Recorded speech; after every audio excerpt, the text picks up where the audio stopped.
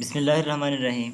अस्सलाम वालेकुम dear students, welcome to the एमर्स एमडीएड फिज़िक्स के क्रैश कोर्स में आज हम डिस्कस करने वाले हैं न्यूक्लियर फिज़िक्स का कंप्लीट चैप्टर एक सिंगल शॉट के अंदर। तो इस वन शॉट लेक्चर में हम डिस्कस करेंगे ढेर सारे कॉन्सेप्ट्स, बहुत सारे ट्रिक्स और इसके साथ साथ सॉल्व करेंगे प्रीवियस ईयर पेपर्स के कुछ इंपॉर्टेंट एमसीक्यूज़ भी जो कि हमारे कॉन्सेप्ट्स को बूस्टअप करने में हमारी हेल्प करते हैं।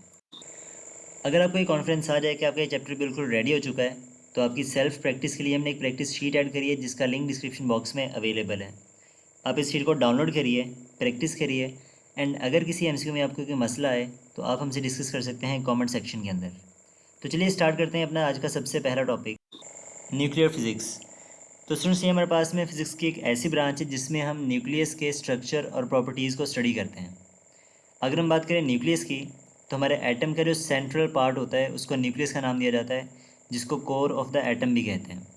जो न्यूक्लियस है बेसिकली ये बना होता है प्रोटॉन्स और न्यूट्रॉन से मिलकर के, जिनको कलेक्टिवली न्यूक्लियॉन्स का नाम दिया जाता है। अगर आप किसी भी न्यूक्लियर को रिप्रेजेंट करना चाहते हो तो उसका जनरल सिंबल कुछ इस तरह से होता है, जिसमें एक्स हमारे पास में कहलाता है सिंबल ऑफ द एलिमेंट, ए कहलाता है मैस नंबर जो कि नंबर ऑफ प्रोटॉन्स और न्यूट्रॉन्स का सम होता है, इसको न्यूक्लियॉन नंबर भी कहा जाता है। अगर हम बात करें जेड की तो ये हमारे पास में कहलाता है एटॉमिक नंबर जो कि नंबर ऑफ प्रोटॉन्स के बराबर होता है और इसको चार्ज नंबर भी कहते हैं। तो किसी भी एटम में अगर आप नंबर ऑफ़ न्यूट्रॉन्स को कैलकुलेट करना चाहते हो तो उसका सिंपल सा फार्मूला हमारे पास में होता है ए माइनस जेड, यानी कि अगर आप किसी एटम के मैस नंबर को उसके एटॉमिक नंबर में से माइनस कर दो तो आपको उस एटम के न्यूक्लियस में मौजूद नंबर ऑफ़ न्यूट्रॉन्स की वैल्यू पता चल जाएगी। इस तरह से हमारे पास में अगर हम बात करें टाइप्स ऑफ द न्यूक्लियस की तो हमारे पास में बेसिकली 3 तरह के न्यूक्लियर को हम यहाँ पे स्टडी करेंगे, जिनमें सबसे पहले आते हैं आइसोटोप्स। तो आइसोटोप्स हमारे पास में एक ही एलिमेंट की डिफरेंट फॉर्म्स होती हैं जिनका एटॉमिक नंबर तो सेम होता है लेकिन उनका जो मैस नंबर है वो हमारे पास में डिफरेंट होता है। फॉर एग्ज़ाम्पल अगर हम बात करते हैं हाइड्रोजन की तो हाइड्रोजन के हमारे पास में 3 आइसोटोप्स होते हैं, प्रोटियम, ड्यूट्रियम एंड ट्रीटियम। अगर देखो प्रोटियम, ड्यूट्रियम और ट्रीटियम की बात करें तो इन सब का जो एटॉमिक नंबर है वो 1 के बराबर है, जो कि सेम है, लेकिन इनके मैस नंबर्स जो हैं 1, 2 एंड 3 ये सब के डिफरेंट हैं। अब स्टूडेंट्स, इनका जो बेसिक रीज़न होता है आइसोटोप्स का ये होता है नंबर ऑफ़ न्यूट्रॉन्स। तो प्रोटियम में 0 न्यूट्रॉन है, ड्यूट्रियम में 1 न्यूट्रॉन है और ट्रीटियम में हमारे पास में 2 न्यूट्रॉन्स हैं वहाँ पे। तो इनके अंदर नंबर ऑफ़ न्यूट्रॉन्स डिफरेंट होने की वजह से इनका जो मैस नंबर है वो डिफरेंट होता है। तो लेकिन इनके जो अंदर नंबर ऑफ़ प्रोटॉन्स हैं वो सब में सेम होते हैं, इसलिए इनका एटॉमिक नंबर सेम लेकिन जो मैस नंबर है वो डिफरेंट होता है। नेक्स्ट हमारे पास में आते हैं आइसोबार्स। तो आइसोबार्स जो है वो बिल्कुल आइसोटोप्स के उलट होते हैं। तो एलिमेंट की ऐसी फॉर्म्स जिनका एटॉमिक मैस नंबर सेम होता है बट एटॉमिक नंबर जो है वो उनका डिफरेंट होता है। तो same mass number but different atomic number, इनको आइसोबार्स का नाम दिया जाता है। फॉर एग्जांपल अगर हम बात करते हैं हाइड्रोजन और हीलियम के 2 आइसोटोप्स की तो हाइड्रोजन का जो ट्रीटियम आइसोटोप है और हीलियम का He3 आइसोटोप, इन दोनों का जो मैस नंबर है वो तो सेम है यानी कि 3 के इक्वल है, लेकिन इन दोनों का जो एटॉमिक नंबर है वो डिफरेंट है। हाइड्रोजन के आइसोटोप का एटॉमिक नंबर 1 है जबकि हीलियम का एटॉमिक नंबर जो है वो 2 के बराबर है। सिमिलरली अगर आप बात करते हो कार्बन और नाइट्रोजन की तो कार्बन 14 का जो आइसोटोप है उसका एटॉमिक नंबर 6 है लेकिन नाइट्रोजन का एटॉमिक नंबर 7 के बराबर है, बट इन दोनों का जो एटॉमिक मैस नंबर है वो सेम है। तो ये दोनों हमारे पास में एक दूसरे के आइसोबार्स कहलाते हैं, यानी कि ऐसे तमाम एलिमेंट्स जिनका एटॉमिक नंबर डिफरेंट होता है बट मैस नंबर जो है वो सेम होता है वो आइसोबार्स कहलाते हैं। नेक्स्ट हमारे पास में आते हैं आइसोटोन्स। अब इनके नाम से आपको हिंट मिलेगा यहाँ पे कि आइसोटोन्स हमारे पास में ऐसे एलिमेंट्स होते हैं जिनके अंदर जो नंबर ऑफ़ न्यूट्रॉन्स हैं वो सेम होते हैं। तो आप इसको ऐसे डिफाइन कर सकते हो, the elements having same number of neutrons but different atomic number and mass number, these are called the isotones. यानी कि इनका एटॉमिक नंबर और मैस नंबर डिफरेंट होगा बट इनके अंदर जो नंबर ऑफ़ न्यूट्रॉन्स हैं वो हमेशा सेम होते हैं।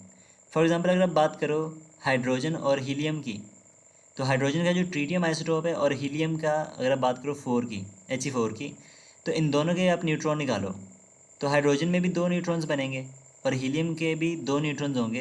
तो ये दोनों एक दूसरे के आइसोटोन्स कहलाते हैं। अगर आपको कोई भी क्वेश्चन दिया जाए जिसमें इस तरह के डिफरेंट उसने एलिमेंट्स बता रखे हैं और आपसे पूछे कि बताओ कौन सा पेयर जो है वो आइसोटोन्स को रिप्रेजेंट करता है, तो आप सिंपली उनके मैस नंबर में से एटॉमिक नंबर को माइनस करो तो उनके नंबर ऑफ़ न्यूट्रॉन्स आ जाएंगे। तो जिनके नंबर ऑफ़ न्यूट्रॉन्स सेम होंगे वो एक दूसरे के आइसोटोन्स कहलाते हैं। तो इसके बाद स्टूडेंट्स हमारे पास में एक टर्म आती है जिसको हम कहते हैं न्यूक्लियर रेडियस। तो हमारे न्यूक्लियस का जो साइज़ है, जो उसका रेडियस है, उसको न्यूक्लियर रेडियस का नाम दिया जाता है। और इसका फॉर्मूला होता है R is equals to R naught a raise to the power 1/3।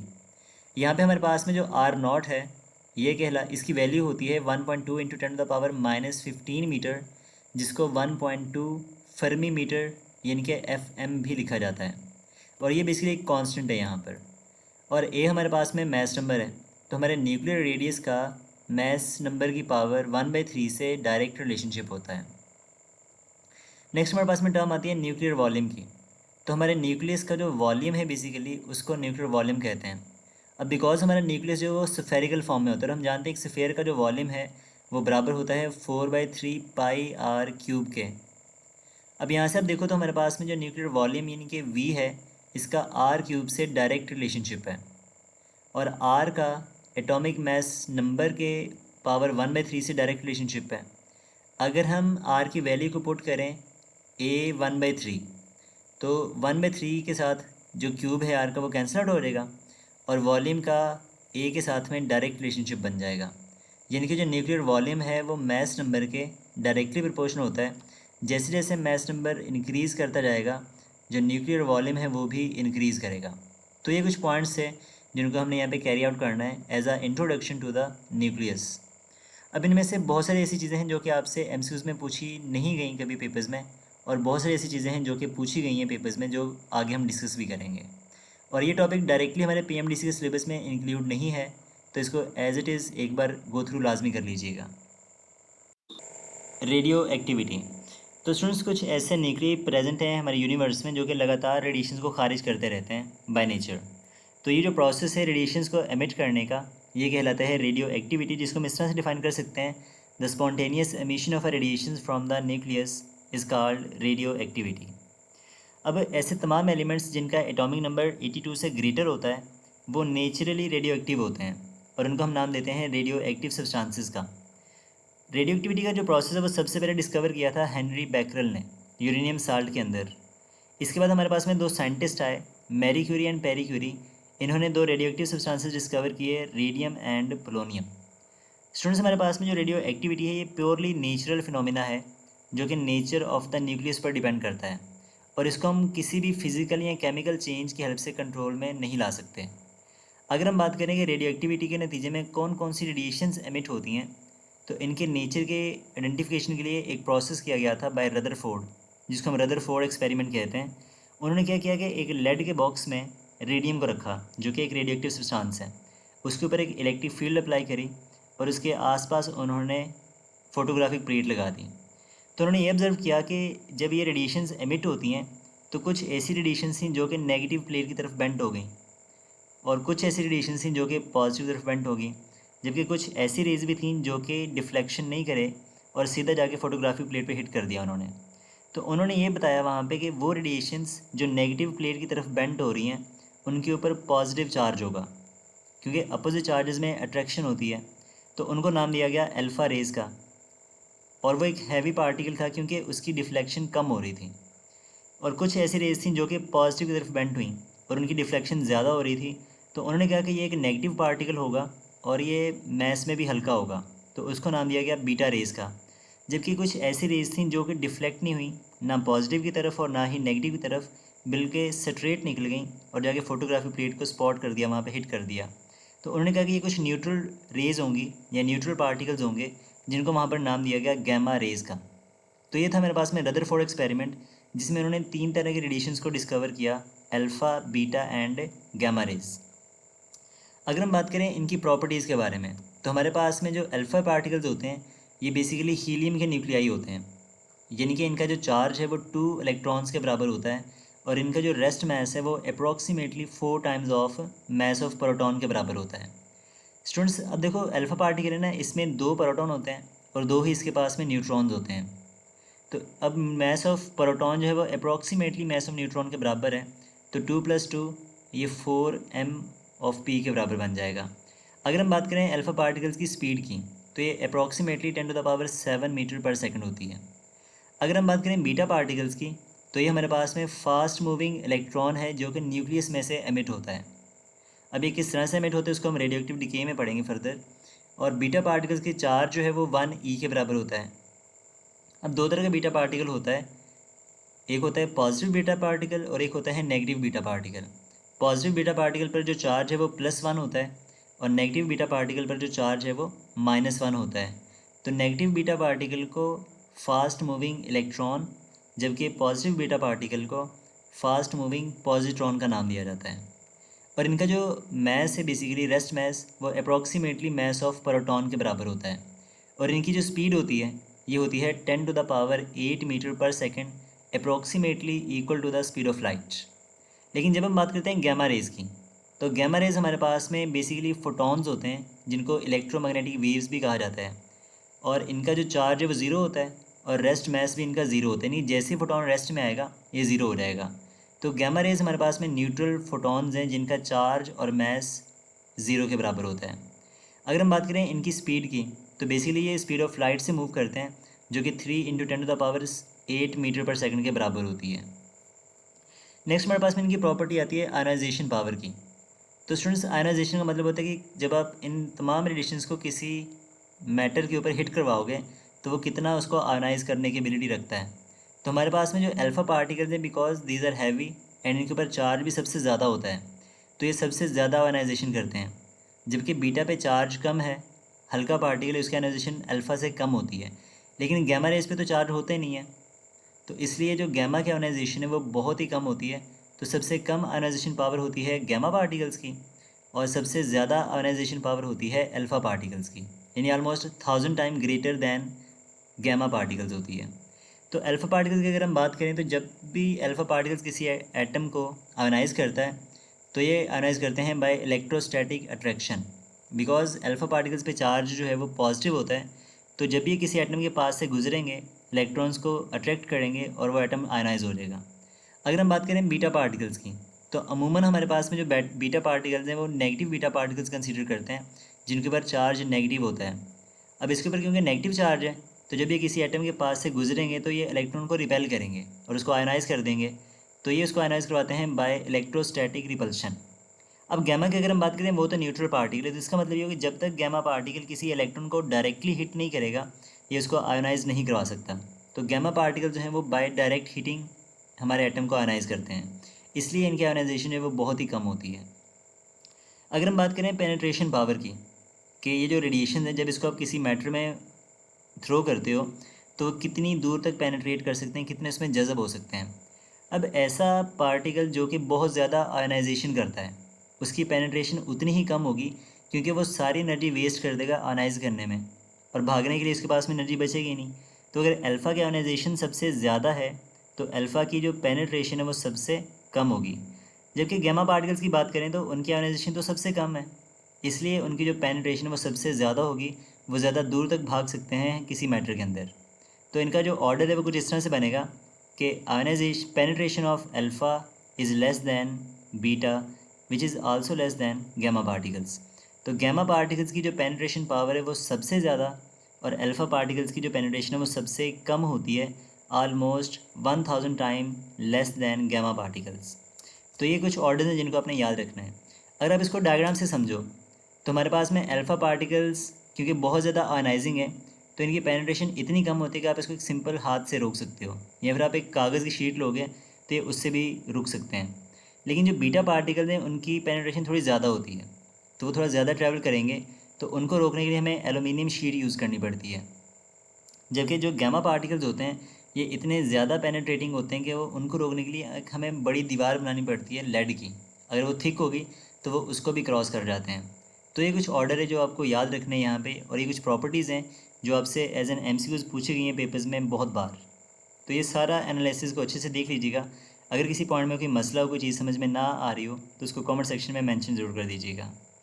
चलिए नेक्स्ट चलते हैं, रेडियो एक्टिव डिके। तो स्टूडेंट्स, ये हमारे पास में एक ऐसा प्रोसेस है जिसमें कोई भी अनस्टेबल न्यूक्लियाई जो है वो रेडिएशंस खारिज करने के बाद में स्टेबल न्यूक्लियाई में चेंज हो जाता है। तो इसको रेडियो एक्टिव डिके या फिर न्यूक्लियर ट्रांसमुटेशन कहते हैं। यहाँ पे हमारे पास में जो एक्स एलिमेंट है अगर ये अनस्टेबल है तो ये वाई में कन्वर्ट होगा और स्टेबल हो जाएगा। तो एक्स हमारे पास में कहलाता है रेडियो पेरेंट न्यूक्लियाई और वाई हमारे पास में कहलाता है डॉटर न्यूक्लियाई। और ये जो प्रोसेस होता है इसकी कन्वर्जन का x इंटू वाई का, ये कहलाता है न्यूक्लियर ट्रांसमुटेशन या फिर रेडियो एक्टिव डिके। अगर आपसे पूछा जाए कि during the radio active decay कौन कौन से लॉज ओबे होते हैं, तो ये चारों लॉज को ओबे करता है। Law of conservation of charge, energy, mass and momentum. और इसकी बेसिकली हमारे पास में 3 टाइप्स होती हैं, अल्फ़ा डिके, बीटा डिके और गैमा डिके। अगर हम बात करें अल्फ़ा डिके की, तो ये बेसिकली एक ऐसा प्रोसेस है जिसमें अल्फ़ा रेडिएशंस एमिट होती हैं, तो इसको अल्फ़ा डिके का नाम दिया जाता है। अगर आपने कोई भी डिके को कैरी करना है तो उसके लिए ना आपको उसकी बेसिक एक्सप्रेशन आनी चाहिए। अगर वो हमें आती है तो हम इजीली इनको सॉल्व कर सकते हैं, इजीली पूरे का पूरा डिके का प्रोसेस जो कवर हो रहेगा आपका। अगर हम बात करें अल्फ़ा डिके की, तो इसकी जो जनरल एक्सप्रेशन है वो कुछ इस तरह से होती है कि अगर एक्स एलिमेंट जो है वो अल्फ़ा रेडिएशंस को एमिट करता है, यानी कि हीलियम न्यूक्लियाई को एमिट करता है, तो हम जानते हैं हीलियम का मास नंबर 4 है और एटॉमिक नंबर इसका 2 के इक्वल है। तो हमारे पास में ड्यूरिंग द अल्फ़ा डिके जो इसका एटॉमिक नंबर होता है वो 2 टाइम डिक्रीज़ कर जाएगा, यानी कि बिकॉज हीलियम का एटॉमिक नंबर 2 है ना, तो जब x में से 2 को कम कर दोगे तो y का जो एटॉमिक नंबर होगा उसमें 2 टाइम कमी आ जाएगी। इसी तरह से जब हीलियम निकलता है उसमें से, तो उसका मास नंबर हीलियम का 4 होता है, तो x का जो भी मास नंबर होगा उसमें 4 की कमी हो जाएगी, तो जो आपका मास नंबर है वो करेगा डिक्रीज़ बाय 4। अब देखो सुनिए, यहाँ पे हमारे पास में एटॉमिक नंबर अगर 2 टाइम डिक्रीज़ हो रहा है, यानी इसमें नंबर ऑफ़ प्रोटॉन्स कम हो रहे हैं, लेकिन जो नंबर ऑफ़ न्यूट्रॉन है वो तो सेम रहेंगे वहाँ पर। तो नंबर ऑफ़ प्रोटॉन की कम होने से इनकी जो न्यूट्रॉन टू प्रोटॉन रेशो होती है वो हमेशा ग्रेटर दैन 1 आएगी, यानी कि न्यूट्रॉन ज़्यादा है और प्रोटॉन कम है, तो ये आंसर हमेशा 1 से ग्रेटर रहेगा। तो ये भी एक पॉइंट यहाँ पे याद रखना है कि during the alpha decay neutron to proton ratio हमेशा 1 से ग्रेटर होती है। अगर हम बात करें डिफरेंट एग्जाम्पल्स की, तो फॉर एग्जांपल जब हमारे पास में जो रेडियम है ये अल्फ़ा पार्टिकल्स को एमिट करेगा, यानी कि हीलियम के एटम्स को इनके एमिट करेगा, तो देखो रेडियम का जो एटॉमिक नंबर है वो है 88, तो इसमें 2 टाइम की कमी होगी तो ये बन जाएगा 86, और इसका जो मास नंबर है वो है 226, तो इसमें 4 की कमी होगी और ये बन जाएगा 222। तो हमारे पास में ऐसा एलिमेंट जिसका एटॉमिक नंबर 86 होता है वो रेडॉन कहलाता है, जिसको Rn से लिखा जाता है। इसी तरह से जब हमारे पास में यूरेनियम 238 कन्वर्ट अल्फ़ा पार्टिकल्स को एमिट करता है तो वो कन्वर्ट हो जाता है थोरियम के अंदर। अब देखो यूरेनियम का एटॉमिक नंबर होता है 92, तो जब ये अल्फ़ा को एमिट करेगा तो इसके एटॉमिक नंबर में 2 कम हो जाएंगे, तो 92 से ये 90 बन गया, लेकिन इसका जो मास नंबर है वो है 238, तो जब ये अल्फ़ा निकालेगा तो ये 4 इसमें कम होगा, तो 238 से बन जाएगा 234। तो ये जो एलिमेंट है ये हमारे पास में थोरियम कहलाता है।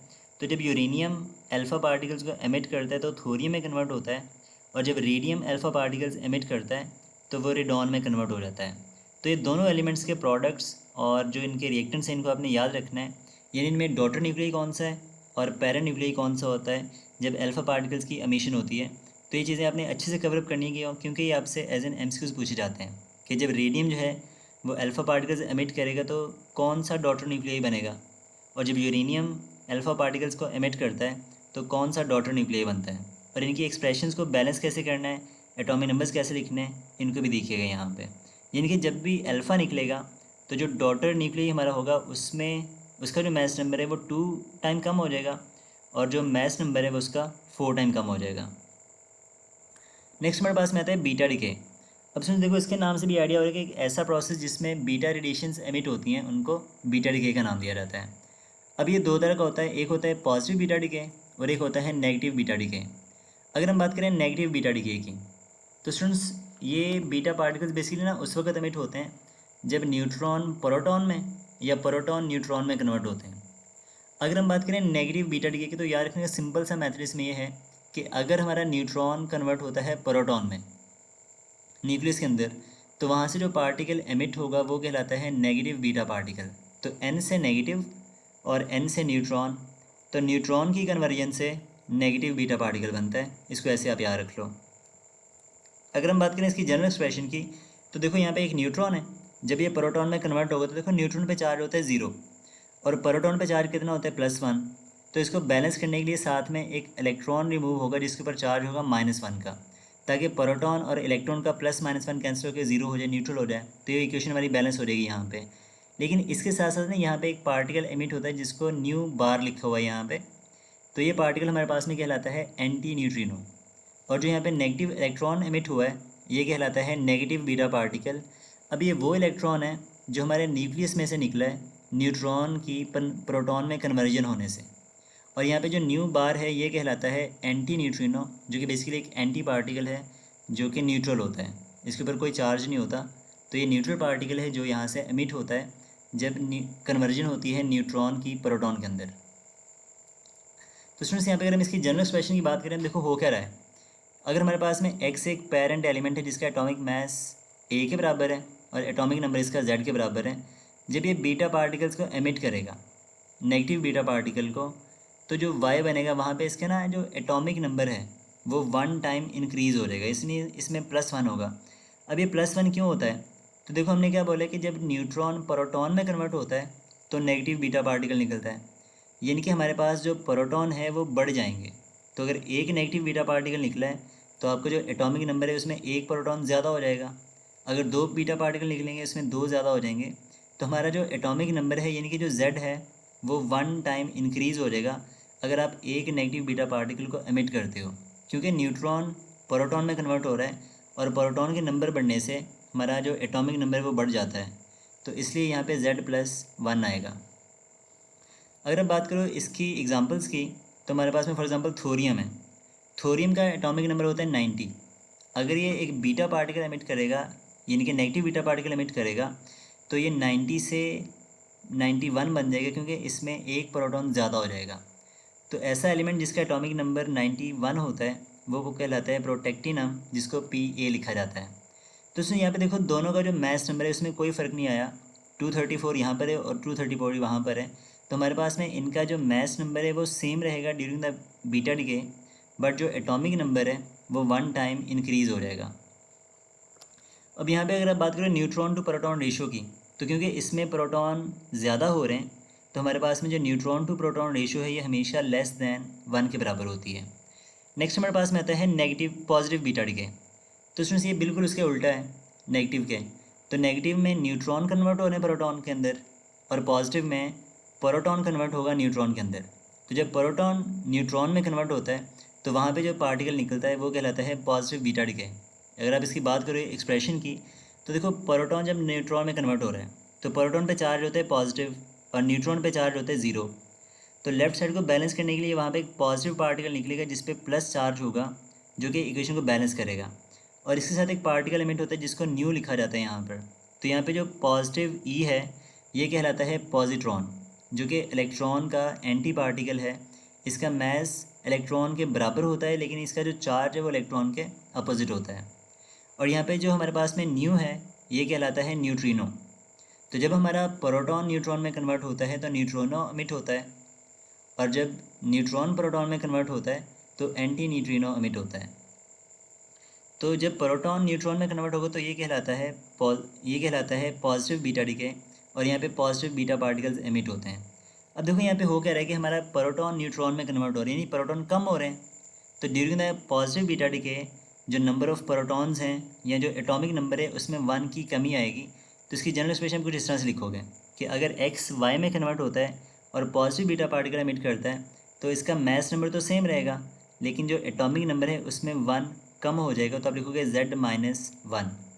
और जो न्यूट्रिनो है ये न्यूट्रल पार्टिकल है, इससे कोई फ़र्क नहीं पड़ेगा हमें, और ज़्यादातर इसको एक्सप्रेशन में दिया भी नहीं जाता, लिखा भी नहीं जाता वहाँ पे। तो ये जस्ट आपकी इन्फॉर्मेशन के लिए है, तो इसको यहाँ पे याद रखना है। एज एन MCQ आपसे पूछ सकते हैं कि कौन सा पार्टिकल एमिट होता है during the positive beta decay और नेगेटिव बीटा डिके। तो जब हमारे पास में नेगेटिव बीटा डिके होता है तो प्रोटॉन नंबर या फिर एटॉमिक नंबर में 1 इंक्रीज़ होता है, और जब पॉजिटिव बीटा डिके होता है तो उस केस में एटॉमिक नंबर में 1 जो है वो डिक्रीज़ करता है। तो ये था हमारे पास में बीटा डिके। इसको डिटेल से देख लीजिएगा, ध्यान से देख लीजिएगा। अगर कहीं पे कोई कन्फ्यूजन हो तो इसको पॉइंट आउट ज़रूर कीजिएगा। अब हम डिस्कस करेंगे गामा डिके के बारे में। तो सुन, जब भी कोई एटम या फिर कोई न्यूक्लियाई जो है वो लगातार धड़ाधड़ अल्फ़ा और बीटा रेडिएशंस को एमिट करता है, तो अल्फ़ा और बीटा की लगातार एमिशन से जो हमारा डॉटर न्यूक्लियस होता है वो एक्साइटेड स्टेट में चला जाता है। तो जब वो एक्साइटेड स्टेट से ग्राउंड स्टेट में वापस आता है तो वो कुछ हाई एनर्जी बीम्स को रिलीज़ करता है जिनको गैमा रे फोटॉन्स का नाम दिया जाता है, और ये प्रोसेस हमारे पास में कहलाता है गैमा डिके। अगर आप इसकी जनरल एक्सप्रेशन की बात करें तो वो कुछ इस तरह से होती है कि एक्स अगर एक्साइटेड हो गए तो उसको ना स्टेरिक लिखा जाता है, उसके ऊपर स्टेरिक का साइन बनाया जाता है। तो जब ये डी एक्साइटेशन करेगा तो ये नॉर्मल स्टेट में आ जाएगा, ये बन जाएगा एक्स, और इसके साथ ही एमिट करेगा गैमा पार्टिकल्स को। अब हम जानते हैं गैमा पार्टिकल्स हमारे पास में न्यूट्रल होते हैं, इनका चार्ज नंबर भी ज़ीरो होता है और मास नंबर भी इनका ज़ीरो होता है। तो हमारा जो डॉटर न्यूक्लियाई है, जब ये एक्साइटेड स्टेट से डी एक्साइटेशन करता है तो उसके मास नंबर में और एटॉमिक नंबर में कोई भी चेंज नहीं आता, वो हमेशा सेम रहेगा। अगर इनका एटॉमिक नंबर और मास नंबर सेम है तो इनकी जो न्यूट्रॉन टू प्रोटॉन रेशियो है ये हमेशा 1 के बराबर होगी, वो ना तो लेस देन 1 होगी और ना ही ग्रेटर देन 1 होती है। फॉर एग्जांपल अगर हम बात करते हैं स्ट्रॉन्शियम की, तो स्ट्रॉन्शियम 8738 जब गैमा रेज को एमिट करेगा तो ये बन जाएगा सेम टू सेम स्ट्रॉन्शियम 8738, यानी कि ये जस्ट स्टेरिक यहाँ पे ये बताएगा कि स्ट्रॉन्शियम एक्साइटेड स्टेट में था, जब इसने डी एक्साइटेशन करी तो गैमा रेज को एमिट कर दिया। इसी तरह से हमारे पास में एल्यूमिनियम है, जब ये एक्साइटेड स्टेट से ग्राउंड स्टेट में आता है और गैमा रेज एमिट करता है तो ये अपनी नॉर्मल स्टेट में आ जाता है। तो ना तो इनके एटॉमिक मैसेज में कोई चेंज आ रहा है यहाँ पर, और ना ही इनके एटॉमिक नंबर में चेंज आ रहा है। तो ये बात यहाँ से अच्छे से नोट करनी है कि गैमा डिके के बारे में एटॉमिक नंबर और मास नंबर में कोई भी चेंज नहीं आता, वो हमेशा सेम रहते हैं। स्टूडेंट्स, अगर आपको ये सारी डिस्कशन समझ में आई है तो चलो इस कॉन्सेप्ट को रिकॉल करते हैं, सारे के सारे को समराइज़ करते हैं। लेट्स से हमारे पास में एक ऐसा रिएक्शन दिया जाता है कि एक एलिमेंट है पी जो कि क्यू में कन्वर्ट होता है, क्यू फिर आर में चेंज होता है और आर जो है वो एस में चेंज हो जाता है। तो बताओ इसमें कौन कौन सी रेडिएशन एमिट होंगी। अब देखो सबसे पहला स्टेप, अगर जो पी है वो क्यू में कन्वर्ट होता है तो पी का एटॉमिक मास नंबर ए के बराबर है और क्यू का मास नंबर भी ए के बराबर है, तो इनका मास नंबर सेम है, लेकिन देखो तो जेड में एक ज़्यादा हो रहा है। तो इसका मतलब ये हो कि अगर जेड में 1 का इंक्रीज़ आ रहा है तो यहाँ पे हमारे पास में नेगेटिव बीटा पार्टिकल एमिट होगा। अब देखो जब क्यू जा रहा है आर के अंदर तो ए में -4 हो रहे हैं, यानी ए में 4 कम हो रहे हैं, और जेड में +1 था, इसमें भी 2 की कमी आ रही है, यानी आप इसमें -2 करो तो इसका आंसर आ जाएगा Z-1। तो एक प्लस से कम हुआ तो ज़ीरो पे आ गया और एक और कम हुआ तो Z-1 बन गया। तो यहाँ से अगर इसका ए जो है इसमें 4 की कमी आ रही है और जेड में 2 की कमी आ रही है तो यहाँ पे निकलेंगे अल्फ़ा पार्टिकल्स। अब जब जो आर है वो एस में कन्वर्ट होगा तो देखो आर का भी एटॉमिक मास नंबर A-4 है और एस का भी मास नंबर A-4 है। आर का जो एटॉमिक नंबर है वो भी Z-1 है और एस का जो एटॉमिक नंबर है वो भी Z-1 है। मतलब कि ना तो एटॉमिक नंबर चेंज हो रहा है और ना ही मास नंबर चेंज हो रहा है, तो यहाँ पे हमारे पास में गैमा रेज एमिट होंगी। तो ये हमारी सारी कंक्लूजन है जो हमने सीखी है आज के इस लेक्चर में यहाँ तक, कि अगर हम बात करें बीटा पार्टिकल्स की तो एटॉमिक नंबर 1 टाइम इंक्रीज़ हो जाएगा। अगर हम बात करें अल्फ़ा डिके की तो एटॉमिक नंबर 2 टाइम डिक्रीज़ होगा और मास नंबर में 4 की कमी आएगी, जबकि गैमा डिके के अंदर ना तो एटॉमिक नंबर चेंज होता है और ना ही मास नंबर चेंज होता है। स्टूडेंट्स, अभी यहाँ पे हम डिस्कस करेंगे एक इंपॉर्टेंट शॉर्टकट है जिसके ऊपर आपका एक MCQ आया भी हुआ है पास पेपर्स के अंदर और अक्सर पूछ भी सकते हैं आपसे, कि आपको ऐसे एक रिएक्शन दे देता है और आपसे ये पूछेगा कि ये बताओ कि इस रिएक्शन के दौरान कितने अल्फ़ा और बीटा पार्टिकल्स एमिट हुए हैं। यानी कि एक्स का एटॉमिक नंबर 92 है, जब वो वाई में कन्वर्ट होता है तो एटॉमिक नंबर बचता है 86। एक्स का मास नंबर 228 है, जब वो वाई में कन्वर्ट होता है तो बन जाता है 212।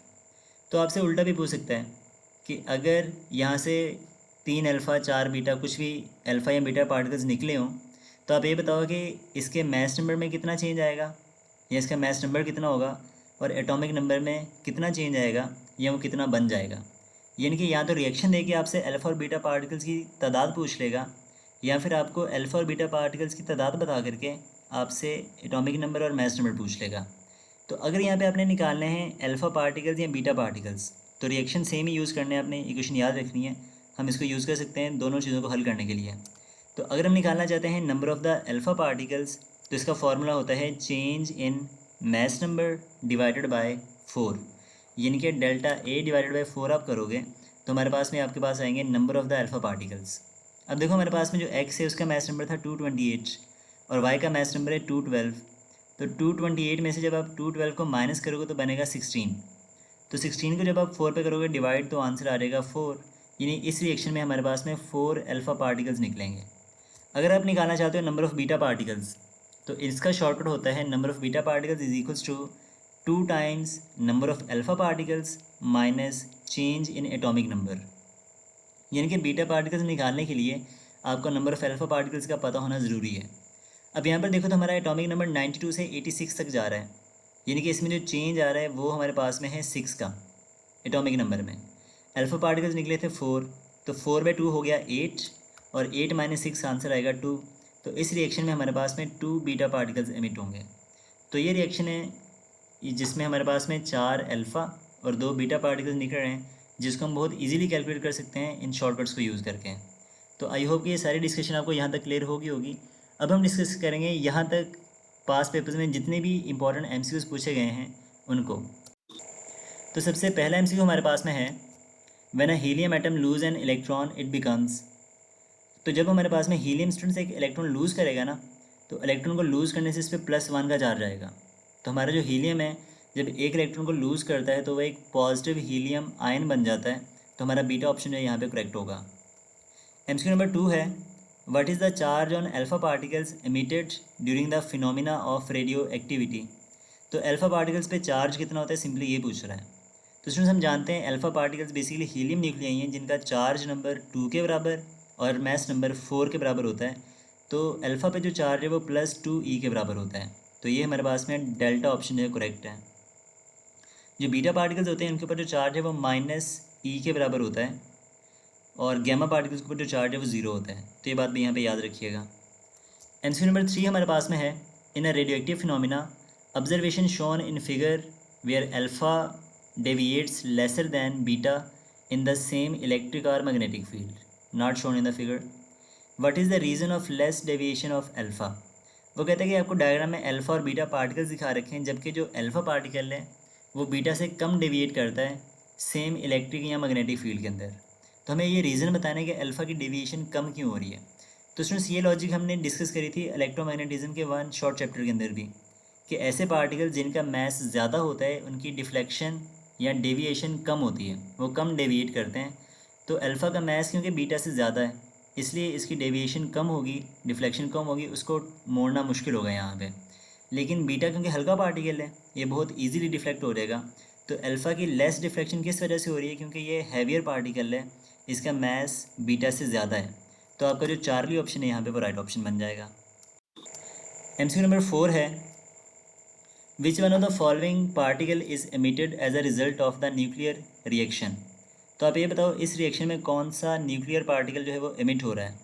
अब देखो यहाँ पे रेडियम 226 कन्वर्ट हो रहा है रेडॉन 222 के अंदर। अब आप गौर करो यहाँ पे तो हमारा जो मास नंबर है वो 226 से 222 बना है, यानी इसमें 4 की कमी हुई है। तो अगर मास नंबर में 4 की कमी हो तो हमारे अल्फ़ा पार्टिकल्स एमिट होते हैं। तो आपका जो सी ऑप्शन है यहाँ पे वो राइट ऑप्शन है। एमसीक्यू नंबर 5 है, the emission of gamma radiations from the nucleus is generally represented by the equation. तो गैमा रेडिएशंस जब एमिट होती हैं तो कौन सी इक्वेशन जो है वो कहता है ठीक होगी। अब सुन, अभी हमने डिस्कस किया कि जब गैमा रेडिएशंस एमिट होती हैं तो ना तो एटॉमिक नंबर में चेंज आता है और ना ही मास नंबर में चेंज आता है।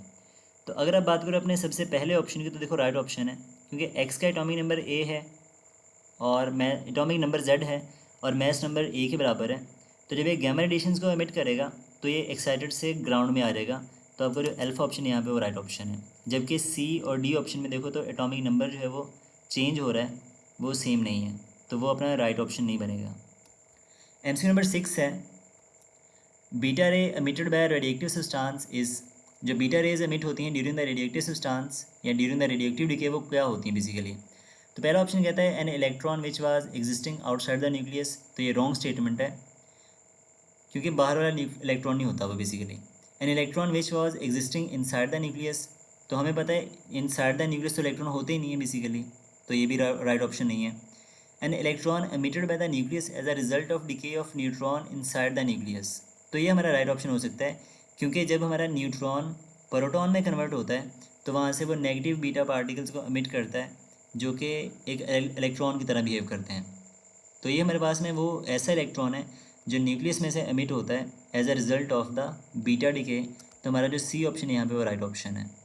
डी ऑप्शन में थे आप पल्स ऑफ इलेक्ट्रोमैग्नेटिक वेव्स, तो ये बेसिकली गैमा रेज होती हैं, तो ये भी हमारा राइट ऑप्शन नहीं बनेगा। एमसीक्यू नंबर 7 है, ionising capability of gamma rays is. Gamma rays की आयनाइजिंग कैपेबिलिटी कितनी होती है। तो स्टूडेंट्स हमने कहा कि gamma rays because neutral particles हैं, इनकी ऊपर कोई चार्ज नहीं होता और ये बहुत ही कम आयनाइजेशन करते हैं। तो इनकी जो आयनाइजेशन है वो सबसे कम होती है इनके अल्फ़ा और बीटा दोनों से।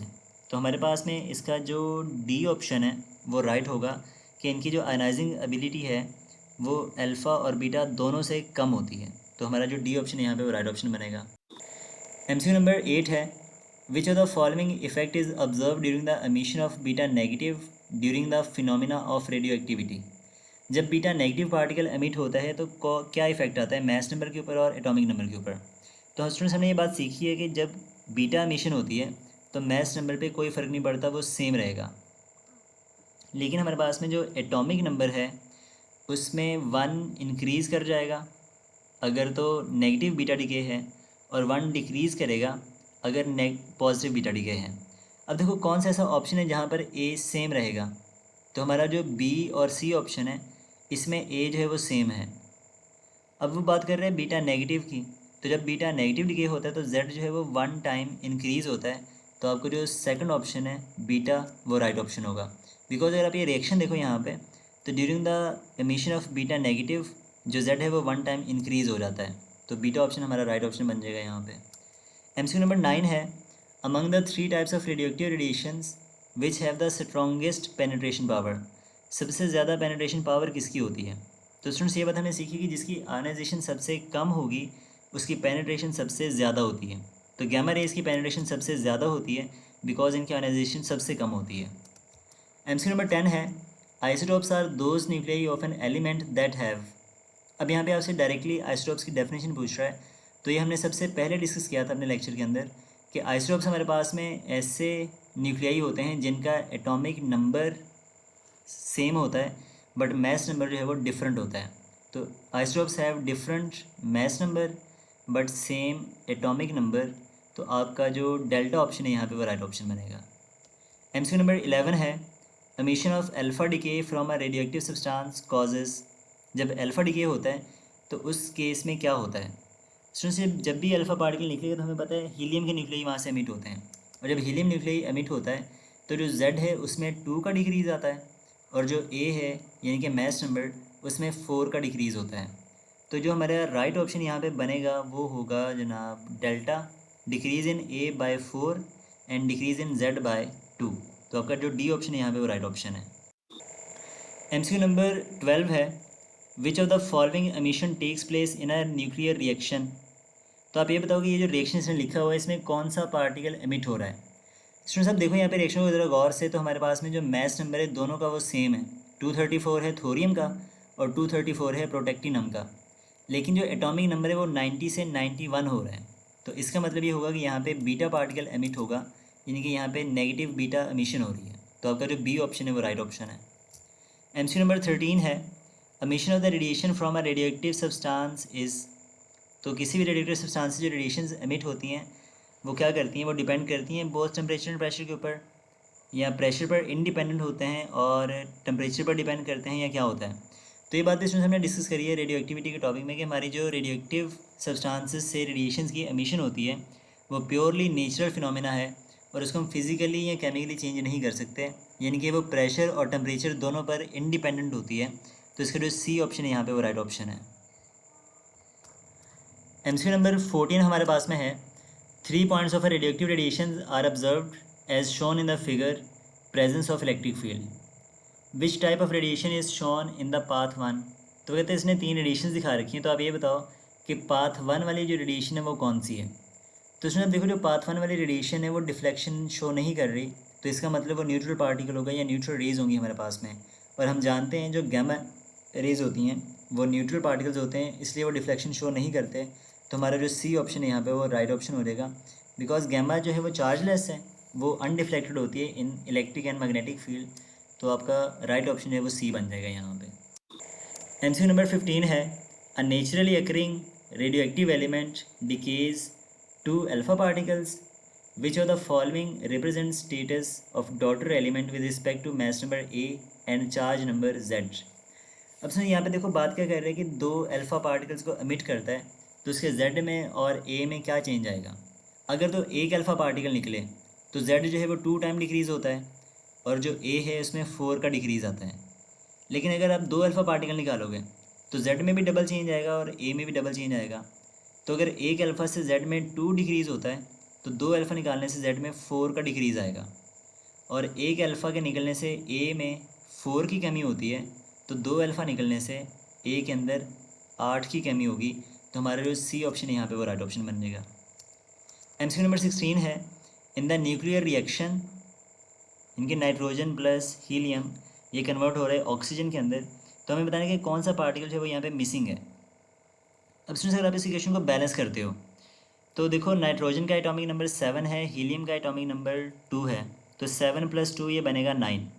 और जो ऑक्सीजन है डॉटर एलिमेंट्स में वो उसका एटॉमिक नंबर 8 है, यानी इसका 1 मिसिंग है, तो एटॉमिक नंबर 1 होगा जो भी हमारा पार्टिकल यहाँ से एमिट होगा। इसी तरह से आप देखो तो हीलियम और नाइट्रोजन इनका जो टोटल मास है वो बन रहा है 18 मास नंबर, और ऑक्सीजन का मास नंबर कितना है 17। तो यानी कि हमारे पास में एक ऐसा पार्टिकल एमिट होगा जिसका मास नंबर +1 हो और एटॉमिक नंबर भी +1 हो। तो हमारे पास में जो एक प्रोटॉन होता है उसका एटॉमिक नंबर भी +1 होता है और मास नंबर भी +1 है, तो हमारा जो अल्फ़ा ऑप्शन है यहाँ पे वो राइट ऑप्शन बनेगा। MCQ नंबर 17 है, high speed beta rays are, तो सबसे ज़्यादा स्पीड वाली बीटा रेज कौन सी होती हैं? तो हमारे पास में जो हाई स्पीड बीटा रेज होती हैं बेसिकली वो इलेक्ट्रॉन्स होते हैं, यानी कि negative beta particles. MCQ number 18 है, during the decay of a radioactive isotope X230 to 90 to a stable isotope, 6 alpha particles and 4 beta particles are emitted. What is the atomic number Z and mass number A of the stable isotope? यानी कि वो कहते हैं कि हमारा जो X है वो एक स्टेबल एलिमेंट में कन्वर्ट होता है और वो 6 अल्फ़ा पार्टिकल्स और 4 बीटा पार्टिकल्स को एमिट करता है। तो हमें ये बताना है कि उसका Z और A क्या होगा जो हमारा स्टेबल आइसोटोप यहाँ पे बनेगा। अब सुनिए यहाँ पे अब अगर हम बात करें नंबर ऑफ़ अल्फ़ा पार्टिकल्स, इसका देखो शॉर्टकट हमने अभी सीखा है कि किसी भी रिएक्शन के दौरान जो number of alpha particles emit होते हैं उसका फॉर्मूला होता है number of alpha is equal to change in mass number divided by 4। अगर आप ये बताना चाहते हो कि हमारा जो पेरेंट एलिमेंट है उसका मास नंबर कितना है, तो आपको पहले चेंज ऑफ मास नंबर निकालना होगा। तो जो भी आपका आंसर आएगा उसको आप 232 में से माइनस कर दो। अगर देखो कितने अल्फ़ा आ रहे हैं यहाँ पे, तो हमारे पास में 6 अल्फ़ा पार्टिकल्स हैं, तो आपका चेंज ऑफ ए जो है वो बराबर आएगा 4 टाइम्स ऑफ एन अल्फ़ा, तो 6 4 बार 24, यानी कि हमारे जो मास नंबर है उसमें 24 की कमी आ जाएगी। तो अगर आप 232 में से 24 को माइनस कर लो तो हमारा आंसर आएगा 208। तो अगर हम अपने ऑप्शंस की बात करें तो सिर्फ एक ऐसा ऑप्शन है जिसमें मास नंबर की वैल्यू 208 गिवन है हमें, तो हमारा जो डेल्टा ऑप्शन है वो राइट ऑप्शन बनेगा, हमें बीटा निकालने की ज़रूरत नहीं पड़ेगी। और अगर आप बीटा निकालना भी चाहते हो तो फॉर्मूला हमने पढ़ा हुआ है number of beta particles is equals to 2 times number of alpha particles minus delta Z. अगर आप यहाँ से डेल्टा जेड निकालना चाहते हो तो नंबर ऑफ़ अल्फ़ा और बीटा की वैल्यू को पुट करो, उसको हल कर लो, तो जो भी आपका आंसर आए उसको 90 में से माइनस कर दो तो उसका आंसर आ जाएगा। तो इस केस में आप इसको सॉल्व करके देखिएगा तो आपका जो आंसर है वो बनेगा डेल्टा। नेक्स्ट हमारे पास में MCQ नंबर 19 है, इसमें कहते हैं thorium is transformed after the emission of beta particle into, तो जब थोरियम बीटा पार्टिकल्स को एमिट करता है तो वो किस में कन्वर्ट होता है? तो स्टूडेंट्स ये रिएक्शन हमने देखा है अभी अपनी एग्जांपल्स के अंदर कि जब थोरियम बीटा में कन्वर्ट होता है तो उसका एटॉमिक नंबर 90 से 91 हो जाता है, इंक्रीज़ कर जाता है और वो बनता है प्रोटेक्टिनम। तो हमारा जो C ऑप्शन है वो यहाँ पे राइट ऑप्शन है। MCQ नंबर 20 है, complete the radio active equation, इस इक्वेशन को आपने कंप्लीट करना है। अब देखो यहाँ पे Z का आपको बताना है कि एटॉमिक मास और एटॉमिक नंबर कितना होगा अगर वो गैमा रेज को एमिट करता है। तो उसमें ये बात हमने सीखी है कि जब भी कोई पार्टिकल गैमा रेज को एमिट करेगा तो ना तो उसके मास नंबर में कोई चेंज आता है और ना ही उसके एटॉमिक नंबर में कोई चेंज आएगा। तो पेरेंट और डॉटर न्यूक्लियाई का एटॉमिक नंबर और मास नंबर हमेशा सेम होता है। अगर Y का एटॉमिक नंबर और मास नंबर B A है रिस्पेक्टिवली, तो जो Z होगा उसका भी एटॉमिक नंबर और मास नंबर सेम होगा, यानी कि मास नंबर A के बराबर और एटॉमिक नंबर B के बराबर। तो हमारा जो D ऑप्शन है यहाँ पे वो राइट ऑप्शन बन जाएगा। बाय दिस इक्वेशन आप इसको सॉल्व कर सकते हो, तो delta is the right option. MCQ number 21, इसमें कहता है a radioactive isotope W decays to X which decays to Y and Y decays to Z represented by the figure below. What is the change in atomic number from W to Z? तो जब हम W से Z तक जाएंगे तो उसके atomic number में कितना चेंज आएगा ये आपको बताना है। अब इसको देखो सॉल्व कैसे करोगे आप। फिर लेट्स से कि हमारे पास में जो W है उसका एटॉमिक नंबर Z है और मास नंबर ए के बराबर है। सबसे पहले स्टेप में ये एमिट करता है बीटा पार्टिकल्स। तो जब ये बीटा को एमिट करेगा तो हमें पता है ए में तो कोई चेंज नहीं आएगा, वो तो वैसे का वैसा रहेगा, लेकिन जो जेड है उसमें 1 इंक्रीज़ हो जाएगा, तो ये बन गया Z+1। अब सेकंड पार्ट में देखो, जब एक्स जो है वो वाई में कन्वर्ट होता है तो ये एमिट करता है अल्फ़ा पार्टिकल। तो ए में डिक्रीज़ होगा 4 का, तो ये बनेगा A-4, और जेड में कमी आएगी -2 की। तो जब आप जेड में से -2 करोगे तो ये हमारे पास में आ जाएगा Z-1, मतलब Z+1 में से -2 किया तो Z-1 बन जाएगा। जब y z में कन्वर्ट होता है तो ये फिर से अल्फ़ा पार्टिकल्स को एमिट करता है। अब देखो, जब ये फिर से अल्फ़ा निकालेगा तो A-4 में फिर से -4 हो गया, तो ये बन जाएगा A-8, और Z-1 में फिर से -2 हुआ तो ये बन जाएगा Z-3। तो हमारे पास में जो Z बनेगा उसका जो एटॉमिक नंबर है उसमें जो चेंज आएगा वो -3 का आएगा, यानी कि वो 3 टाइम डिक्रीज़ कर जाएगा। तो हमारा जो सी ऑप्शन है यहाँ पे वो राइट ऑप्शन है। अगर आपसे वो ये पूछता है कि इसके मास नंबर में कितना डिक्रीज़ होगा तो आप कहोगे 8 का डिक्रीज़ आएगा उसमें, तो फिर आप उस लिहाज से सॉल्व कर लेते हैं। तो अगर आपको ये क्वेश्चन समझ में आ गया है तो अगर एक छोटा सा क्विज़ है, आप इस क्वेश्चन को पढ़ो, इसको सॉल्व करो और कमेंट्स में बताओ कि इसका आंसर क्या आएगा। तो अगर आपको ये टॉपिक समझ में आ गया है, ये जो लास्ट एमसीक्यू हमने सॉल्व किया है, तो ये एमसीक्यू आपसे हल होना चाहिए। इसको सॉल्व करिए और इसका आंसर ज़रूर बताइएगा। स्टूडेंट्स, अब हमारे पास में टॉपिक आता है law of radio active decay का। अब ये बेसिकली होता क्या है एक्चुअल में, तो इसको हम इस तरह से स्टेट करते हैं कि at any instant the rate of decay of a radio active atoms is proportional to the number of the atoms present at that instant. यानी कि जो डिके रेट होता है, यानी कि जो हमारे अनस्टेबल न्यूक्लियस हैं वो किस रेट से डिके हो रहे हैं, किस लिहाज से वो टूट रहे हैं, तो उनके टूटने का जो रेट है वो डायरेक्टली प्रोपोर्शनल होता है initial number of the atoms के। यानी कि अगर आपके पास में टी टाइम में नंबर ऑफ़ एटम्स ज़्यादा हैं तो उनका डिके रेट ज़्यादा होगा, ज़्यादा एटम्स टूटेंगे। और अगर आपके पास में टी टाइम में नंबर ऑफ़ एटम्स कम हैं तो डिके रेट भी आपका उतना ही कम होगा। तो ये इसका मतलब है यहाँ पे। अगर आप इसको मैथमेटिकली एक्सप्रेस करो तो हम यूँ लिखते हैं delta N over delta T is proportional to -n। अब यहाँ पे जो नेगेटिव साइन है वो इंडिकेट ये करेगा कि जैसे जैसे आपका टाइम गुजरता जाएगा जो प्रेजेंट नंबर ऑफ़ एटम्स है वो डिक्रीज़ करते जाएंगे। अगर हम प्रोपोर्शनलिटी को रिमूव करें तो फॉर्मूला बनेगा delta N over delta T is equals to -λn। तो स्टूडेंट्स, ये फॉर्मूला यहाँ पे याद रखना है जो कि हमारा बहुत ही यूज़फुल है। यहाँ पर जो यहाँ पे फैक्टर है delta N over delta T, ये कहलाता है डिके रेट या number of decaying atoms in unit time, और जो एन है ये होते हैं number of the atoms present at time T, यानी कि अनडिकेड नंबर ऑफ़ एटम्स जो बचे हुए हैं हमारे पास में, और जो लैम्डा है ये कहलाता है डिके कांस्टेंट। अगर आप इसका फॉर्मूला यहाँ से जनरेट करो तो n को करो दूसरी तरफ जाकर डिवाइड, तो इसका फॉर्मूला कुछ इस तरह से बन जाएगा lambda is equals to negative delta N over N over delta T. अब सुन, यहाँ पे जो फैक्टर है ना डेल्टा एन ओवर एन, ये कहलाता है fraction of the decaying atoms. यानी कि अगर आप उनके जो नंबर ऑफ़ एटम्स डिके हो रहे हैं, डेल्टा एन जो उसमें चेंज आ रहा है उसको प्रेजेंट नंबर ऑफ़ एटम्स से डिवाइड कर दो तो ये बनेगा fraction of the decaying atoms. और अगर आप इसको टाइम पे डिवाइड करो तो ये बनेगा fraction of the decaying atoms in unit time. तो आप इसको इस तरह से डिफाइन कर सकते हो, the fraction of decaying atoms per unit time is called decay constant. अब इसका फॉर्मूला याद रखना है अच्छे से, क्योंकि ये फॉर्मूला आपसे एज एन एमसीक्यू पूछा गया है पास्ट पेपर्स के अंदर। और इसके साथ जो नेगेटिव का साइन है वो मत भूलना। अगर ये नेगेटिव साइन लगा होगा तो ऑप्शन ठीक होगा, और अगर ये साइन ना लगाया, वहाँ पे आपने रॉन्ग ऑप्शन चूज़ कर लिया तो फिर मसला होगा वहाँ। तो ये नेगेटिव साइन लाजमी इसके साथ यूज़ करना है जो कि decrease of the number of atoms को शो करेगा। अगर हम बात करें इसके एसआई यूनिट की, तो इसका जो एसआई यूनिट हमारे पास में वो होता है पर सेकंड, जिसको S-1 भी लिखा जाता है। और इसकी जो डायमेंशन बनेगी वो बनेगी T-1, जो कि फ्रीक्वेंसी के ऑलमोस्ट सेम होती है। सो नेक्स्ट अगर आप देखो इसका एक्सपोनेंशियल रिलेशनशिप, तो इसको एक्सपोनेंशियली इस तरह से लिखा जाता है कि n is equals to n0 exponential minus lambda T. अब यहाँ पे जो n0 है वो हमारे पास में नंबर ऑफ़ एटम्स हैं जो कि ज़ीरो टाइम के ऊपर अवेलेबल होते हैं, यानी कि जब हमारी डिके स्टार्ट नहीं होता उस टाइम पे। और जो n है वो हमारे पास में होते हैं number of the remaining atoms. Lambda decay constant है और t हमारे पास में वो टाइम इंटरवल जिसमें आप n को चेक कर रहे हो। तो अगर आपको ये पता है कि उसके ओरिजिनल एटम्स कितने हैं, उसके रिमेनिंग एटम्स कितने हैं, तो आप बहुत इजीली बता सकते हो कि उसके कितने न्यूक्लियाई डिके हो चुके हैं। अब कैसे बताओगे?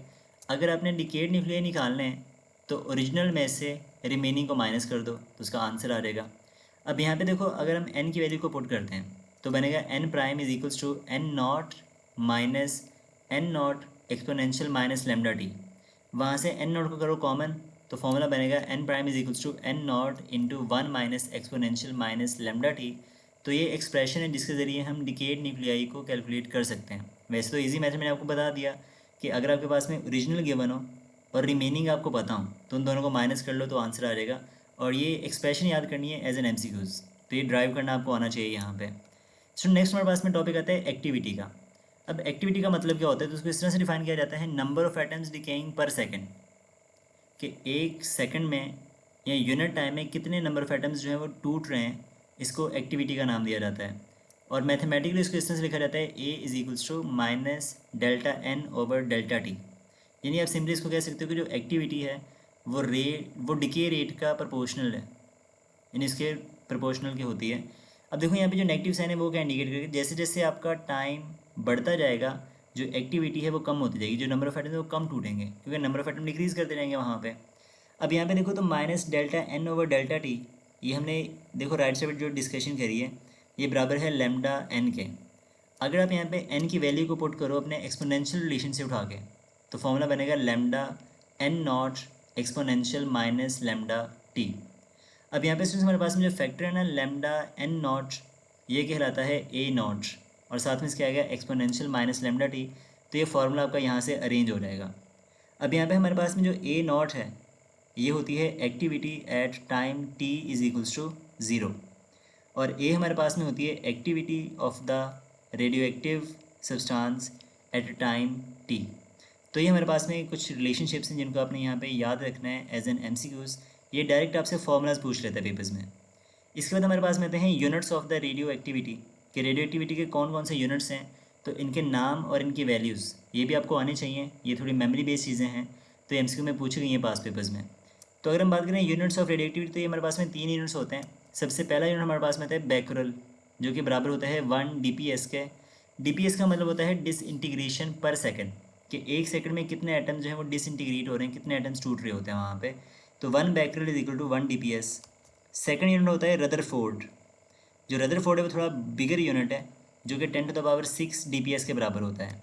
और थर्ड यूनिट होता है क्यूरी, जिसको CI भी लिखा जाता है शॉर्टकट के अंदर, और इसकी वैल्यू होती है 3.7 इंटू 10⁻10 DPS। तो ये सबसे बड़ा यूनिट है रेडियो एक्टिविटी का। क्यूरी सबसे बड़ा यूनिट और बैकरोल सबसे छोटा यूनिट है।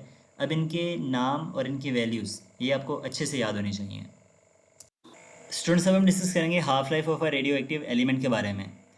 तो हाफ लाइफ के देखो नाम से आपको आइडिया हो रहा है कि ये हाफ कुछ हो रहेगा यहाँ पे। तो बेसिकली हाफ लाइफ एक ऐसा टाइम ड्यूरेशन होता है जिसमें हमारे जो एक्टिव न्यूक्लियाई हैं वो डिके करते हैं और इनिशियल वैल्यू का हाफ हो जाते हैं, यानी कि 50% उसका हो जाएगा। The time during which the number of active nuclei reduces to half of the initial value is called half life of the radio active element. अब इसके बारे में कुछ इंपॉर्टेंट पॉइंट्स हैं जो आपने याद रखने हैं as an MCQs as it is, जो कि हमारी बुक लाइन्स हैं बेसिकली थ्योरी की। इसमें सबसे पहला पॉइंट है कि हमारे पास में जो हाफ लाइफ है वो डिपेंड करती है नेचर ऑफ द न्यूक्लियाई के ऊपर। सेकंड है कि it is independent of pressure, temperature and density of the substance, यानी कि ये फिजिकल और केमिकल चेंजेस पर डिपेंड नहीं करती। और थर्ड फैक्टर है for the complete decay infinite time is required, कि अगर आप ये चाहते हो कि हमारा एलिमेंट जो वो टूटता जाए और ज़ीरो तक पहुँच जाए तो उसको इनफाइनाइट टाइम लगेगा, जिनकी हम ये नहीं बता सकते कि कोई एटम जो वो कम्प्लीटली कब डिके करेगा, उसके लिए इनफाइनाइट टाइम रिक्वायर्ड होता है।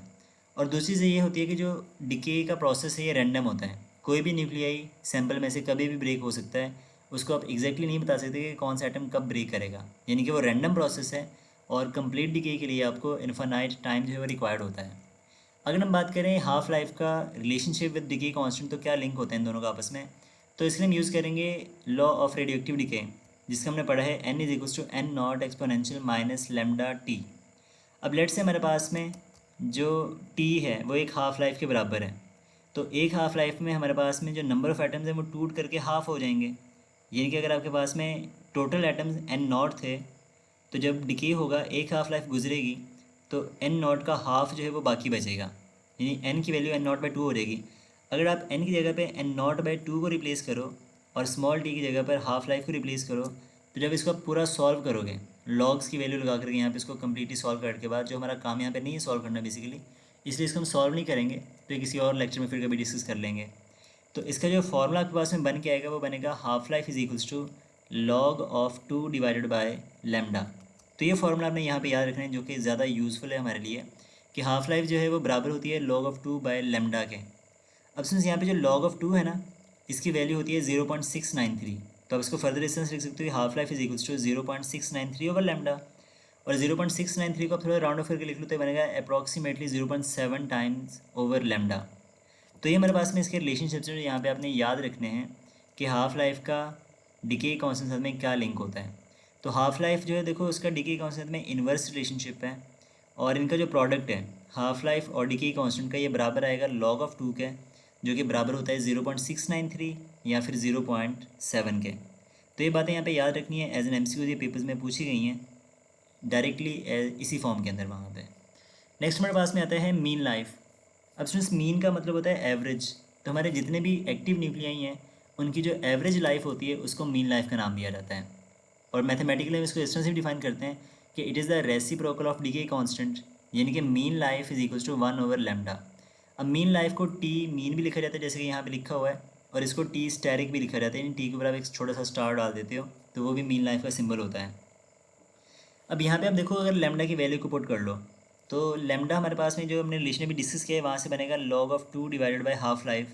तो जब इसको लेमडा को यहाँ पे पुट करेंगे तो इसका फॉर्मूला हमारे पास में बन जाएगा हाफ लाइफ ओवर 0.693।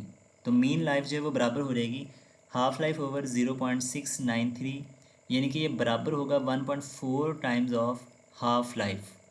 यानी कि हमारी जो मीन लाइफ है वो हाफ लाइफ से ग्रेटर होती है, और कितनी ग्रेटर होती है तो 1.4 टाइम ज़्यादा होती है। तो ये बात यहाँ पे आपने याद रखनी है। सो नेक्स्ट हमारे पास में देखिए, अगर एक मीन लाइफ के बाद आप ये बताओ कि कितने नंबर ऑफ़ एटम्स जो हैं वो बाकी बचेंगे और कितने एटम्स डिके हो जाएंगे, तो उसको आप बड़ी आसानी से बता सकते हो यहाँ पे। यानी कि अगर हम बात करें हाफ़ लाइफ की, तो एक हाफ़ लाइफ के बाद में 50% एटम्स बच जाते हैं और 50% एटम्स हैं वो डिके हो जाते हैं। लेकिन यहाँ पे देखो क्या सीन बनता है।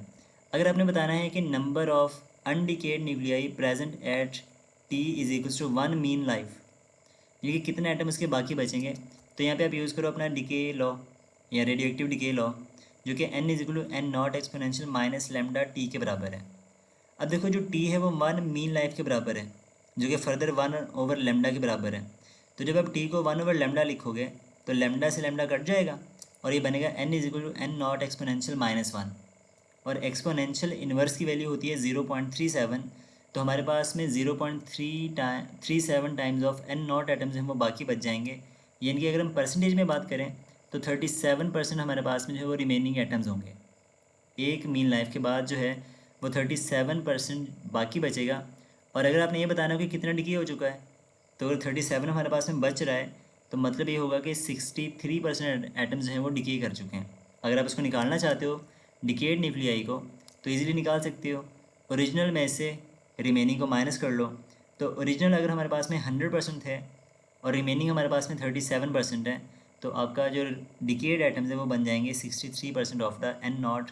तो ये बात यहाँ पे याद रखनी है कि एक मीन लाइफ गुजरने के बाद 37% एटम्स जो हैं वो बचते हैं और 63% एटम्स जो हैं वो डिके कर जाते हैं। तो ये कुछ चीज़ें हैं जो आपसे एज एन MCQs पूछी जाती हैं इस टॉपिक से रिलेटेड, जिनको आपने अच्छे से गो थ्रू करना है। अगर किसी भी कॉर्नर में कोई कन्फ्यूजन आ रही है, कहाँ कहीं पे कोई मसला आ रहा है, तो उसको ज़रूर कंफर्म कर लीजिएगा। और अगर आपको कोई मिस्टेक नज़र आता है यहाँ पे, तो वो भी ज़रूर पॉइंट आउट कर दीजिएगा यहाँ पे। स्टूडेंट्स, अब यहाँ पे हम डिस्कस करेंगे फ्रैक्शन ऑफ द अनडिकेड एटम्स की, यानी कि हमारे पास में जब कोई रेडियोएक्टिव डिके स्टार्ट होता है तो उसमें कितने एटम्स जो हैं वो बाकी बच रहे हैं, कितने डिके हो रहे हैं, सारी बातें यहाँ पे देखें। पर इससे पहले देखो डिके कर्व के बारे में। तो डिके कर्व हमारे पास में कुछ इस तरह का ग्राफ होता है, यानी कि जिसमें हमारे पास में वर्टिकल एक्सिस पे होते हैं number of the radioactive nuclei और हॉरिजॉन्टल एक्सिस पे दिया जाता है टाइम। तो इन दोनों के दरमियान ये जो ग्राफ है, जो कि एक डिक्रीजिंग कर्व होती है, इसको डिके कर्व का नाम दिया जाता है, जो कि एक्सपोनेंशियल है यहाँ पे।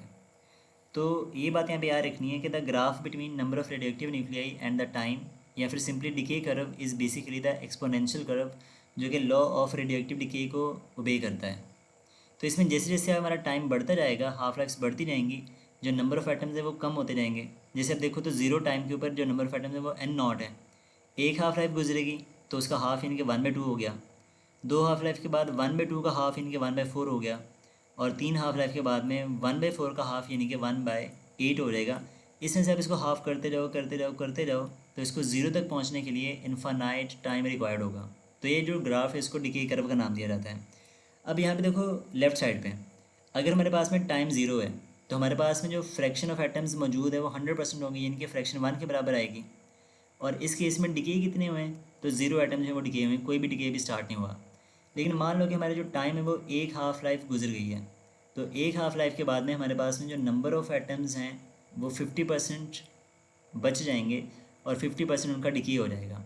यानी कि 1/2 बच गए, हाफ बच गया, और 1/2 क्या हो गया, उनका डिके हो चुका है। लेकिन अगर हम बात करो दो हाफ लाइफ की, तो दो हाफ लाइफ के बाद में 1/2 का भी हाफ हो गया, तो 1/2 का हाफ होता है 1/4, और 1/4 को आप लिख सकते हो 1/2 का स्क्वायर या 25%।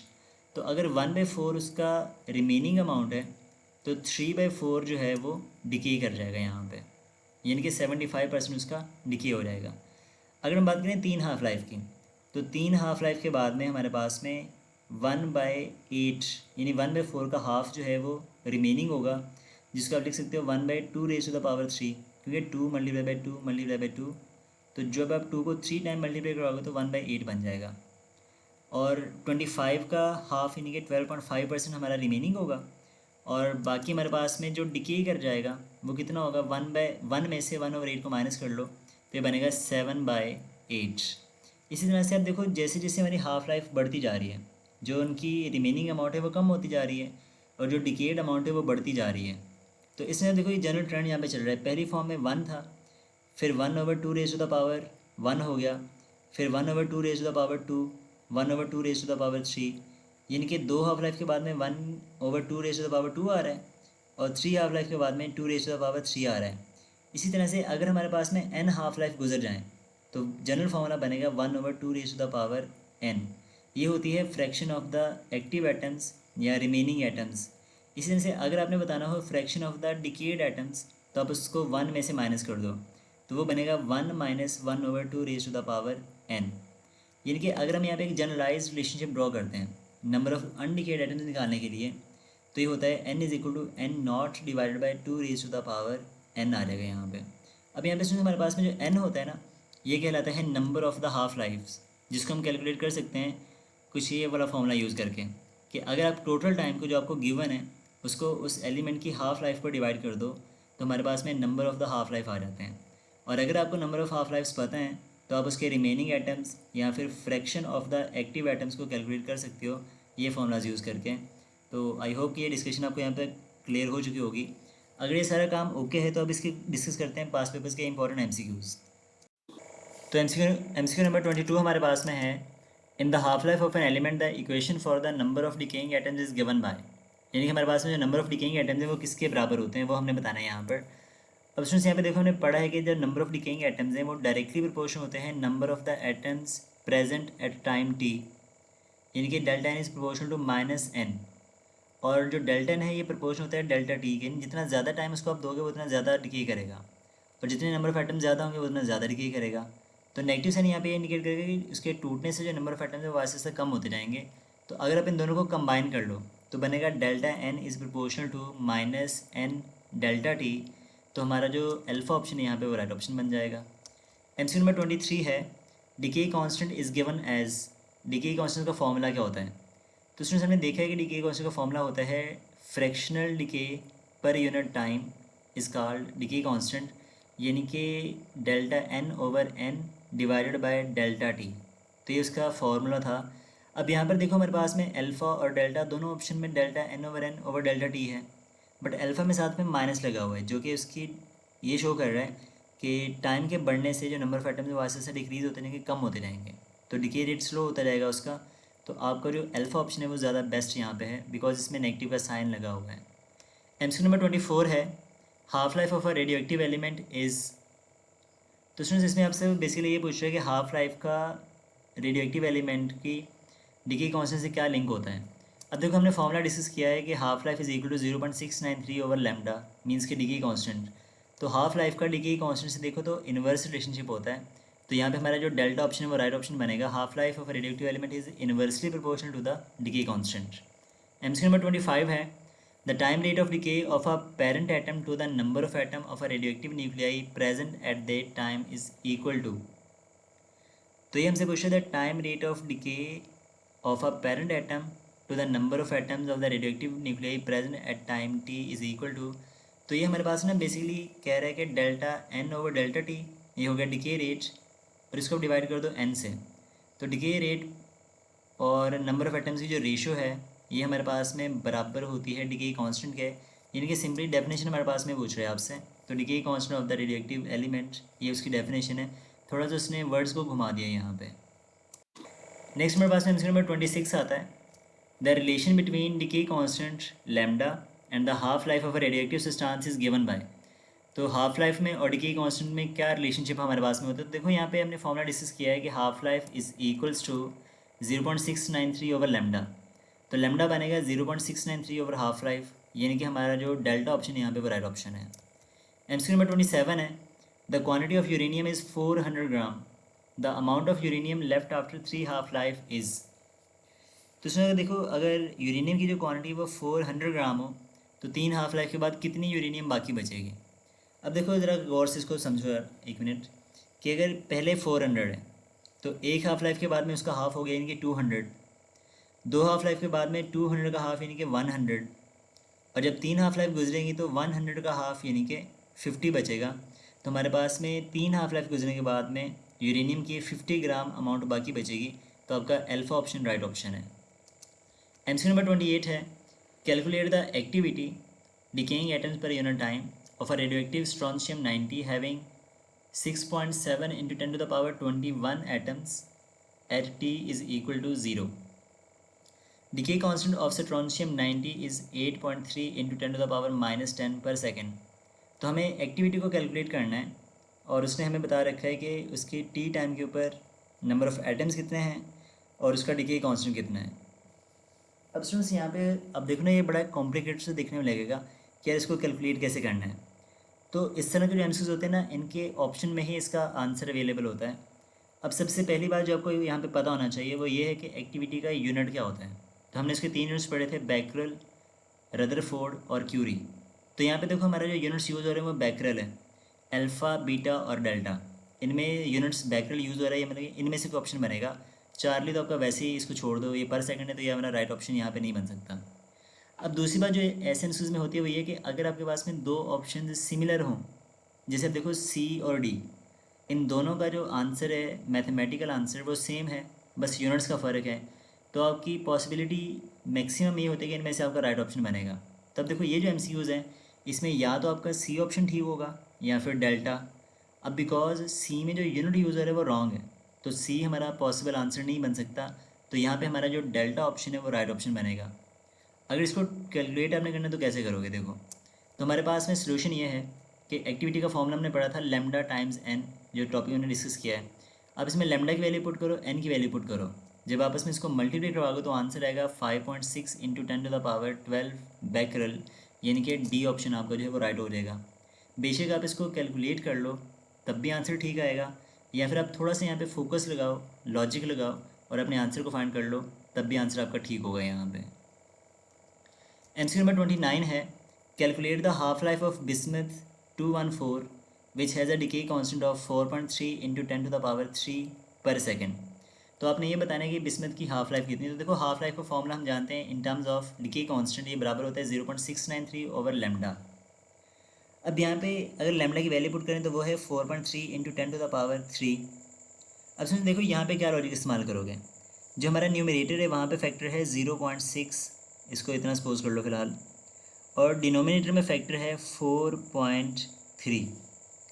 तो यानी कि हमारा जो आंसर है यहाँ पर वो आएगा 0 पॉइंट समथिंग। तो 0.2 तो पॉसिबल नहीं है क्योंकि यहाँ पे देखो तो 6 है, तो ना तो अपना इसको जब डिवाइड मान लो कि 0.6 को आप 4 पे डिवाइड करते हो या 6 को आप 4 पे डिवाइड करते हो तो आंसर आएगा 4 एक बार 4। तो ये 0.1 आगे समथिंग कुछ भी आएगा, ये 0.2 0.3 या 0.2 पॉसिबल नहीं है। तो हमारा आंसर आएगा 0.1, आगे इसके कुछ भी आ सकता है वहाँ पे। अब देखो इसकी डिनोमिनेटर में जो 10 टू द पावर +3 है, जब ये ऊपर आएगा तो ये बन जाएगा -3, यानी कि हमारा जो राइट ऑप्शन है या तो सी में से होगा या फिर डी में से, क्योंकि पावर माइनस में इन दोनों में आ रही है। अब अगली बात देखो यहाँ पे, जब आप 0.693 को 4.3 पे डिवाइड करते हो तो ये आंसर आता है 0.16 लेट से। तो जब आप पॉइंट को शिफ्ट करोगे 1.6 बनाओगे इसको, तो पावर 1 टाइम इनके माइनस में और ज़्यादा हो जाएगी, तो -4 बन जाएगा। तो आपको जो अप्रोक्सीमेट आंसर है वो डेल्टा बन जाएगा यहाँ पे। आप इसको कैलकुलेट करके देखिएगा। तो लॉजिक देखो यहाँ पे आप क्या यूज़ कर लोगे कि अगर डिनोमिनेटर में पावर है +3, जब ये न्यूमिनेटर में है तो -3 बनेगा। या तो सी ठीक होगा या फिर डी ठीक होगा। लेकिन देखो न्यूमिनेटर में 0.6 है और डिनोमिनेटर में 4.3 है, तो आप ऊपर वाले को 6 सपोज कर लो और डिनोमिनेटर वाले को 4 सपोज कर लो। तो ये 4 1 ज़ार 4, तो ये 2 पॉसिबल हो नहीं सकता यहाँ पे। तो हमारा डी ऑप्शन इस तरह से यहाँ पे राइट ऑप्शन बनेगा। तो इसको अच्छे से कवरअप कर लेना है। तो ये 2 लॉजिक्स हैं जिनको आप यूज़ करके इन दोनों न्यूमेरिकल्स को या इन दोनों एमसीक्यूज़ को बहुत इजीली हल कर सकते हो, बिना कोई फॉर्मूला यूज़ किए, बिना कोई शॉर्टकट लगाए यहाँ पे। तो ये ट्रिक यूज़ कर लो यहाँ पे फोकस के साथ में, तो ये हल हो जाते हैं। एमसीक्यू नंबर 30 हमारे पास में है, the half life of strontium is 8.70 hours, it's decay constant is. तो आपको ये बताना है कि उसका डिके कांस्टेंट कितने, अगर हाफ लाइफ उसकी आपको पता हो आवर्स के अंदर। अब देखो यहाँ पे ना जो यूनिट्स हमें गिवन है वो सारे के सारे सेकंड्स में हैं, तो इसका मतलब ये होगा कि हमें आवर्स को सेकंड्स में कन्वर्ट करना पड़ेगा। तो इसका फॉर्मूला हम जानते ही होता है, lambda is equal to 0.693 over half life. तो हाफ लाइफ 8.70 आवर्स है, तो जब इसको सेकंड्स में लेके जाओगे तो इसको 3600 से करवा दो मल्टीप्लाई, और जब आप इसको करोगे सॉल्व तो इसका जो आंसर आपके पास में आएगा ये बनेगा अप्रॉक्सीमेटली 2.2 इंटू 10⁻⁻5। अगर इसके आप पॉइंट्स को शिफ्ट कर लो, पावर को आप हल कर लो, तो ये बनेगा 0.40 इंटू 2 और फिर 2 आएगा, ठीक है इसमें। तो 0.40 और 2 इसका आंसर आ जाएगा। तो हमारा जो बीटा ऑप्शन है यहाँ पे वो राइट ऑप्शन बन जाता है। एमसी नंबर 31 है, which one is not the unit of radio activity. तो रेडियो एक्टिविटी का यूनिट कौन सा नहीं है। तो 3 यूनिट्स हमने पढ़े हैं, बैकरल, क्यूरी, डिके पर सेकेंड जो कि 1 बैकरल ही होता है बेसिकली, और रदरफोर्ड। तो हमारा जो डी ऑप्शन यहाँ पे रॉन्ग है, ये रेडियो एक्टिविटी का यूनिट नहीं होता। एमसी नंबर 32 है, the half life of a carbon is 5730 years, how much carbon will left after 22920 years. यानी आपको ये बताना है कि 22,920 सालों के बाद में कितनी अमाउंट बचेगी कार्बन की। तो आपको रिमेनिंग अमाउंट निकालनी है, तो उसके लिए आपको नंबर ऑफ़ हाफ लाइफ्स का पता होना चाहिए। तो उसमें नंबर ऑफ़ हाफ लाइफ निकालने के लिए फॉर्मूला यूज़ करोगे, total time divided by half life. Total time हमारे पास में है 22,920 और हाफ लाइफ हमारे पास में है 5730। अब देखो यहाँ पे आप लेट से डिनोमिनेटर में आपके पास में 5 है और ऊपर है 22, तो 5 4 ज़ार 20 होता है। तो अप्रॉक्सीमेटली जो एन का आंसर है वो आपके पास में 4 बन जाएगा। आप इसको कैलकुलेट करके देख लेना तो आंसर आ जाएगा इसका। तो नंबर ऑफ़ हाफ लाइफ हमारे पास में आ गया 4। अगर आपको निकालना है number of the remaining atoms, तो इसका फॉर्मूला होता है n is equal to n not divided by 2⁻⁴। इसमें वैल्यू पुट कर लो, तो 2⁻⁴ बराबर होता है 16 के। तो आंसर आएगा n नॉट डिवाइडेड बाई 16। इनके ओरिजिनल का 1/16 हमारे पास में जो है वो बच जाएगा। तो आपका जो राइट ऑप्शन बनेगा यहाँ पे वो बीटा हो जाएगा, और 15/16 जो है वो डिके हो जाएगा यहाँ पे। एमसी नंबर 33 है, according to law of radio active decay the rate of disintegration is directly proportional to. तो by law of radioactivity क्या कहते हैं, जो रेट ऑफ डिसइंटीग्रेशन है जिसको डिके रेट कहते हैं, वो किसके प्रोपोर्शनल। तो हमने फॉर्मूला देखो डिस्कस किया था, delta N over delta T is proportional to -n। तो n यहाँ पे होता है number of the atoms present at time t। तो हमारा जो डी ऑप्शन यहाँ पे वो राइट ऑप्शन है। एमसी नंबर 34 है, the time taken for half the number of atoms of a radio active isotope to decay is called. तो number of atoms को हाफ होने के लिए जो टाइम चाहिए वो क्या कहलाता है, तो इसको हाफ लाइफ कहते हैं, सिंपल डेफिनेशन है। एमसी नंबर 35 है, the rate of the radio active decay is directly proportional to the stability of. जो rate of radio active decay है वो किसके डायरेक्टली प्रोपोर्शनल है। तो स्टूडेंट्स हमारे पास में जो डिके या फिर जो रेट ऑफ डिके है ये डायरेक्टली प्रोपोर्शनल होता है स्टेबिलिटी ऑफ द आइसोटोप्स के। यानी कि हमारे आइसोटोप्स जितने ज़्यादा स्टेबल होंगे वो उतने ज़्यादा टाइम के लिए स्टे करेंगे, तो उनको डिके होने में ज़्यादा टाइम लगेगा। अब तो वो बड़े आराम से यानी ईजिली डिके हो जाएंगे। लेकिन अगर वो बहुत ज़्यादा अनस्टेबल हैं तो उनका डिके रेट फास्ट होगा बेसिकली, और वो बहुत जल्दी ख़त्म हो जाएंगे। तो हमारे पास में जो डिके रेट है ये स्टेबिलिटी ऑफ द आइसोटोप्स के डायरेक्टली प्रोपोर्शनल होता है। ये मीडियम, एटमॉस्फेयर और हाफ लाइफ पर डिपेंड नहीं करता। तो ये आइसोटोप्स इनके एटम्स के नेचर पर डिपेंड करेगा। एमसी नंबर 36 है, half life of a radio active sample is 100 days, how much quantity of the 88 gram of such element will remain after 3 half life. तो 3 हाफ लाइफ के बाद में 88 ग्राम की कितनी अमाउंट बाकी बचेगी। अब देखो इसको सिंपल है ट्रिक सॉल्व करने का, एक तो फॉर्मूला लगा के हल कर सकते हो, बड़ा लंबा चौड़ा मेथड है। तो इसको सिंपली सॉल्व कैसे करोगे। अब देखो 3 हाफ लाइफ है, पहले इनिशियल है 88 ग्राम, एक हाफ लाइफ के बाद इसका हाफ हो गया यानी कि 44 ग्राम, दूसरी हाफ लाइफ के बाद में इसका हाफ हो गया यानी कि 22 ग्राम, और तीसरी हाफ लाइफ के बाद में 22 का भी हाफ यानी कि 11 ग्राम। तो 3 हाफ लाइफ गुजरने के बाद में हमारे पास में 11 ग्राम जो है वो रिमेनिंग अमाउंट बचेगी उसकी। तो जो सी ऑप्शन यहाँ पे वो राइट ऑप्शन है। एमसीक्यू नंबर 37 है, half life of iron 59 is. तो स्टूडेंट्स आयरन की हाफ लाइफ कितनी होती है, ये ना हमारी जो बुक है आपकी उसकी साइड पे एक टेबल बॉक्स बने हुए हैं इस चैप्टर में, तो उन टेबल्स को वहाँ से आप देख लीजिएगा अच्छी तरह से, ये एमसीक्यू वहाँ से पिक किया गया है। तो आयरन की जो हाफ लाइफ है वो होती है 45 डेज़, तो आपका अल्फा ऑप्शन है यहाँ पे वो राइट ऑप्शन है। एमसीक्यू नंबर 38 हमारे पास में है, when a sample of a radioactive element decays count rate decreases from 1200 to 150 in 3 minutes what will be its half life. यानी कि अगर हमारा जो काउंट रेट है वो 1200 से 150 तक आ रहा है, तो हमें ये बताने कि उसकी हाफ लाइफ कितनी होती है। तो इसको ना सॉल्व करने के लिए सबसे पहले आप निकालोगे number of the half life. अब इसको सॉल्व कैसे करना है, बड़ा सिंपल है, आप इसको इस तरह से डिवाइड करो, हाफ ऑफ करते जाओ। तो 1200 से हाफ करो तो 600, 600 का हाफ 300, और 300 का हाफ जो है वो 150 बन जाएगा। तो जब आप 1200 से 150 तक जाओगे काउंट रेट को लेकर के, तो आपकी 3 हाफ लाइफ यहाँ पे पास हो जाएंगी। और हाफ लाइफ निकालने का फॉर्मूला होता है total time divided by number of half life. Total time हमें गिवन है 3 मिनट्स का, और 3 हाफ लाइफ पास करती हैं जब 1200 से 150 काउंट रेट तक जाते हो। तो 3/3 आपके पास में आंसर आएगा 1 मिनट। तो हमारा जो सी ऑप्शन है यहाँ पे वो राइट ऑप्शन है। एमसीक्यू नंबर 39 है, a radioactive material has a half life 100 second. If the initial amount is 400 milligram, amount left after 300 seconds in milligram will be. तो 300 सेकंड के बाद में उसकी कितनी अमाउंट बाकी बचेगी अगर इनिशियली वो 400 मिलीग्राम अवेलेबल है। अब सुन देखो यहाँ पे जब पहले 100 सेकंड गुजरेंगे तो 400 का हाफ हो गया यानी कि 200, जब अगले 100 सेकंड गुजरे यानी कि 200 सेकंड हुए तो 200 का हाफ हो गया यानी कि 100, जब अगले 100 सेकंड गुजरेंगे यानी कि 300 सेकंड होंगे तो हमारे 100 मिलीग्राम का हाफ हो जाएगा यानी कि 50 मिलीग्राम। तो 300 सेकंड के बाद आपके पास है ना 3 हाफ लाइफ गुजर जाएंगी, और जो अमाउंट आपके पास में बाकी बचेगी वो होगी 50 मिलीग्राम। तो डी ऑप्शन आपका राइट ऑप्शन बनेगा। एमसीक्यू नंबर 40 है, a 32 gram radioactive element decay and remains 2 gram after 60 days, what is the half life of this radioactive element. तो स्टूडेंट्स इसको आप सॉल्व कर सकते हो जैसे हमने पहले जो अप्रोच यूज़ करी है, यानी कि उसको हाफ ऑफ करते जाओ और जो भी अमाउंट है वहाँ तक पहुँच के उसको नंबर ऑफ़ हाफ लाइफ निकालो और फिर उसकी हाफ लाइफ बता दो वहाँ पे। अगर आपने इसको सॉल्व करना है मैथमेटिकली फॉर्मूले करते तो कैसे करते हो, तो चलो वो देखते हैं यहाँ पे। तो इसमें आपने सिंपल फ्रैक्शन निकालनी है, तो फ्रैक्शन आप निकालोगे number of the remaining atoms over original atom.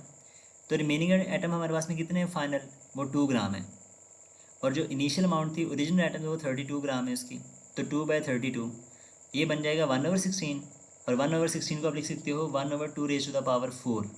अब यहाँ पे ना जो भी फैक्टर 2 की पावर में होता है वो होती है number of the half life, तो यहाँ से जो n हमारे पास में है वो 4 के बराबर आ जाएगा।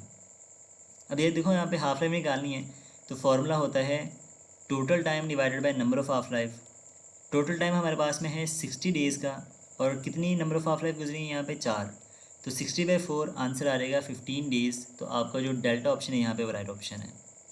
एमसीक्यू नंबर 41 है, radioactive strontium has a half life of 30 years, what percent of a sample of strontium will remain after 90 years. अगर उसकी हाफ लाइफ 30 ईयर्स है तो 90 ईयर्स गुजरने के बाद में कितनी उसकी परसेंटेज बाकी बचेगी। अब देखो बड़ा सिंपल है ये भी, कि अगर इनिशियली वो 100% है तो एक हाफ लाइफ के बाद यानी 30 साल गुजरने के बाद में 50% हो जाएगा।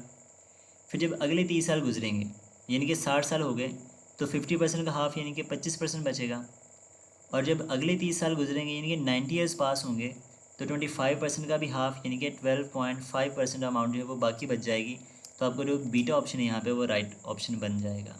तो स्टूडेंट्स ये हमारे सारे MCQs थे हाफ लाइफ के ऊपर। अगर किसी भी MCQ में आपको कोई मसला हो, कोई डाउट हो, तो उसको कमेंट सेक्शन में हाईलाइट ज़रूर करिएगा ताकि उसको हम कवर अप कर सकें, और इनको अच्छे से सॉल्व करिएगा, प्रैक्टिस करिएगा, तो ताकि आपको ये कॉन्सेप्ट्स और MCQs समझ में आ सकें। स्टूडेंट्स अब हम डिस्कस करेंगे इस चैप्टर का सबसे फाइनल टॉपिक जो कि है बायोलॉजिकल इफ़ेक्ट्स ऑफ रेडिएशंस। अब ये सारे का सारा जो हमारा टॉपिक है ना, ये सारे का सारा थ्योरेटिकल बेस्ड है और इसमें बहुत सारी चीज़ें हैं जो कि मेमोरी बेस्ड आपको याद करनी पड़ेंगी। तो हमने कोशिश करी है सारे के सारे इस कंटेंट को समराइज़ करने की छोटे छोटे पॉइंट्स की फॉर्म में, ताकि आपको रिकॉल करना आसान हो जाए, आपको याद भी इजीली हो जाए यहाँ पे। तो इनको ध्यान से देखिएगा और जैसे ये स्लाइड कंप्लीट हो इसका स्क्रीनशॉट सेव करते जाइएगा, ताकि आपको रिवीजन में आसानी हो सके। तो हमारे पास में टॉपिक है biological effects of the radiations. तो स्टूडेंट्स, रेडिएशन के हमारे पास में दो तरह के इफेक्ट्स होते हैं। एक होते हैं सोमैटिक इफेक्ट्स और एक होते हैं जेनेटिक इफेक्ट्स। अगर हम बात करें सोमैटिक इफेक्ट्स की, तो ये हमारे पास में बेसिकली डायरेक्ट इफेक्ट्स होते हैं जो लो रेडिएशन की वजह से होते हैं हमारी बॉडी के ऊपर, और इनको हम क्योर कर सकते हैं अगर जो डोज ऑफ रेडिएशन है वो कम हो, यानी अगर वो कम क्वांटिटी में है तो उसको हम इजीली ठीक कर सकते हैं। अगर हम बात करें इनकी एग्जांपल्स की, तो ये हमारे पास में फला इसकी कुछ एग्जांपल्स हैं जिनको हम सोमैटिक इफेक्ट्स का नाम देते हैं, या जो सोमैटिक इफेक्ट्स की वजह से होते हैं। For example diarrhoea, vomiting, fever जिसको रेडिएशन सिकनेस भी कहते हैं, loss of hairs, ulceration, stiffening of the lungs and drop in the white blood sales. ये सारे के सारे हमारे पास में सोमैटिक इफेक्ट्स हैं जो कि लो एनर्जी रेडिएशन की वजह से होते हैं, और इन सारे इफेक्ट्स को हम क्योर कर सकते हैं अगर जो रेडिएशन इंटेंसिटी है वो कम है तो। दूसरे हमारे पास में होते हैं जेनेटिक इफेक्ट्स। स्टूडेंट्स, ये हमारे पास में जो इफेक्ट्स हैं ये परमानेंट होते हैं और ये हमारी जीन्स की केमिस्ट्री को चेंज कर सकते हैं और म्यूटेशन की वजह बनते हैं। अब ये हमारे पास में ज़्यादा क्योरेबल नहीं होते, ये इनक्योरेबल होते हैं और ये कई जनरेशन तक पास कर सकते हैं, जनरेशन टू जनरेशन ट्रैवल कर सकते हैं। अगर आप इनकी एग्जांपल्स की बात करो तो इनमें हमारे पास में कैंसर्स, सिंड्रोम्स, एनीमिया, ल्यूकीमिया, आई कैटरैक्ट्स और abnormalities in the future generation वगैरह शामिल हैं। तो इनकी एग्जांपल्स और पॉइंट्स को, डेफिनेशन को अच्छे से कवर अप कर लेना है। तो ये दो तरह के हमारे पास में इफेक्ट्स हैं, सोमैटिक और जेनेटिक इफेक्ट्स। अब सोमैटिक इफेक्ट्स के ऊपर हमारा आई थिंक 2022 या 23 में एक MCQ आया हुआ है सेम इसकी एग्जांपल्स के ऊपर ही। तो इनकी एग्जांपल्स को अच्छे से जहन में रखना है कि सोमैटिक इफेक्ट्स की एग्जांपल्स कौन सी होती हैं और जेनेटिक इफेक्ट्स की एग्जांपल्स कौन सी होती हैं। नेक्स्ट हमारे पास में एक टॉपिक आता है एब्जॉर्ब्ड डोज का। तो उसमें इसकी बेसिकली डेफिनेशन कुछ इस तरह से होती है कि radioactive energy absorbed per unit mass is called absorbed dose. Absorbed dose को आप डी से लिखते हो और इसका फॉर्मूला होता है E/m। तो E हमारे पास में होती है एब्जॉर्ब्ड एनर्जी और m होता है बॉडी का मास। अगर हम बात करें इसके ऐसे यूनिट की, तो हम जानते हैं एनर्जी का यूनिट होता है जाउल और मास का होता है किलोग्राम। तो ये बनेगा जाउल पर किलोग्राम, जो कि बराबर होता है ग्रे के। तो हमारे पास में एब्जॉर्ब्ड डोज का जो ऐसा यूनिट है वो ग्रे के बराबर होता है। लेकिन इसका एक ओल्डर यूनिट भी है जो कि RAD कहलाता है, यानी कि रेडिएशंस एब्जॉर्ब्ड डोज। इसका शॉर्टकट हमारे पास में RAD लिखा जाता है। और 1 ग्रे जो है वो 100 RAD के बराबर होता है, यानी कि ग्रे हमारे पास में बड़ा यूनिट है और RAD हमारे पास में स्मॉलर यूनिट है। अगर आप यहाँ से 1 RAD की बात करो तो 100 को आप डिवाइड कर दोगे इस तरफ ला करके लेफ्ट साइड पर। तो जब आप 1 को 100 से डिवाइड करोगे, इनके 1/100 करोगे, तो आंसर आएगा 0.01 ग्रे। तो 1 RAD ये बराबर होता है 0.01 ग्रे के। तो ये वैल्यूज़ आपने याद रखनी है एज एन MCQs कि ग्रे किसके बराबर होता है, कितने RAD के बराबर होता है, और 1 RAD कितने ग्रे के बराबर होता है। तो ये डायरेक्ट आपसे एज एन MCQ पूछे जाते हैं। नेक्स्ट हमारे पास में आता है इक्विवेलेंट एब्जॉर्ब्ड डोज। अब सिंस ये बेसिकली हमारे पास में प्रोडक्ट होता है एब्जॉर्ब्ड डोज का और RBE फैक्टर का। अब यहाँ पे हमारे पास में जो RBE फैक्टर है ये होती है रिलेटिव बायोलॉजिकल इफेक्टिवनेस, और D हमारे पास में है यहाँ पर एब्जॉर्ब्ड डोज। तो इन दोनों का जो प्रोडक्ट हमारे पास में है ये कहलाता है इक्विवेलेंट डोज।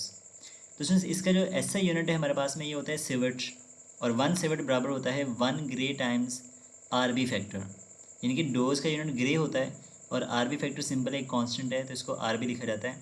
तो 1 सिवट इज equals to 1 gray times RB factor. और इसका जो ओल्डर यूनिट है ये होता है रैम, यानी कि REM। 1 सिवट हमारे पास में बराबर होता है 100 रैम के, यानी कि सिवट हमारे पास में बिगर यूनिट है और रैम हमारे पास में स्मॉलर यूनिट है, जैसे कि ग्रे और RAD थे।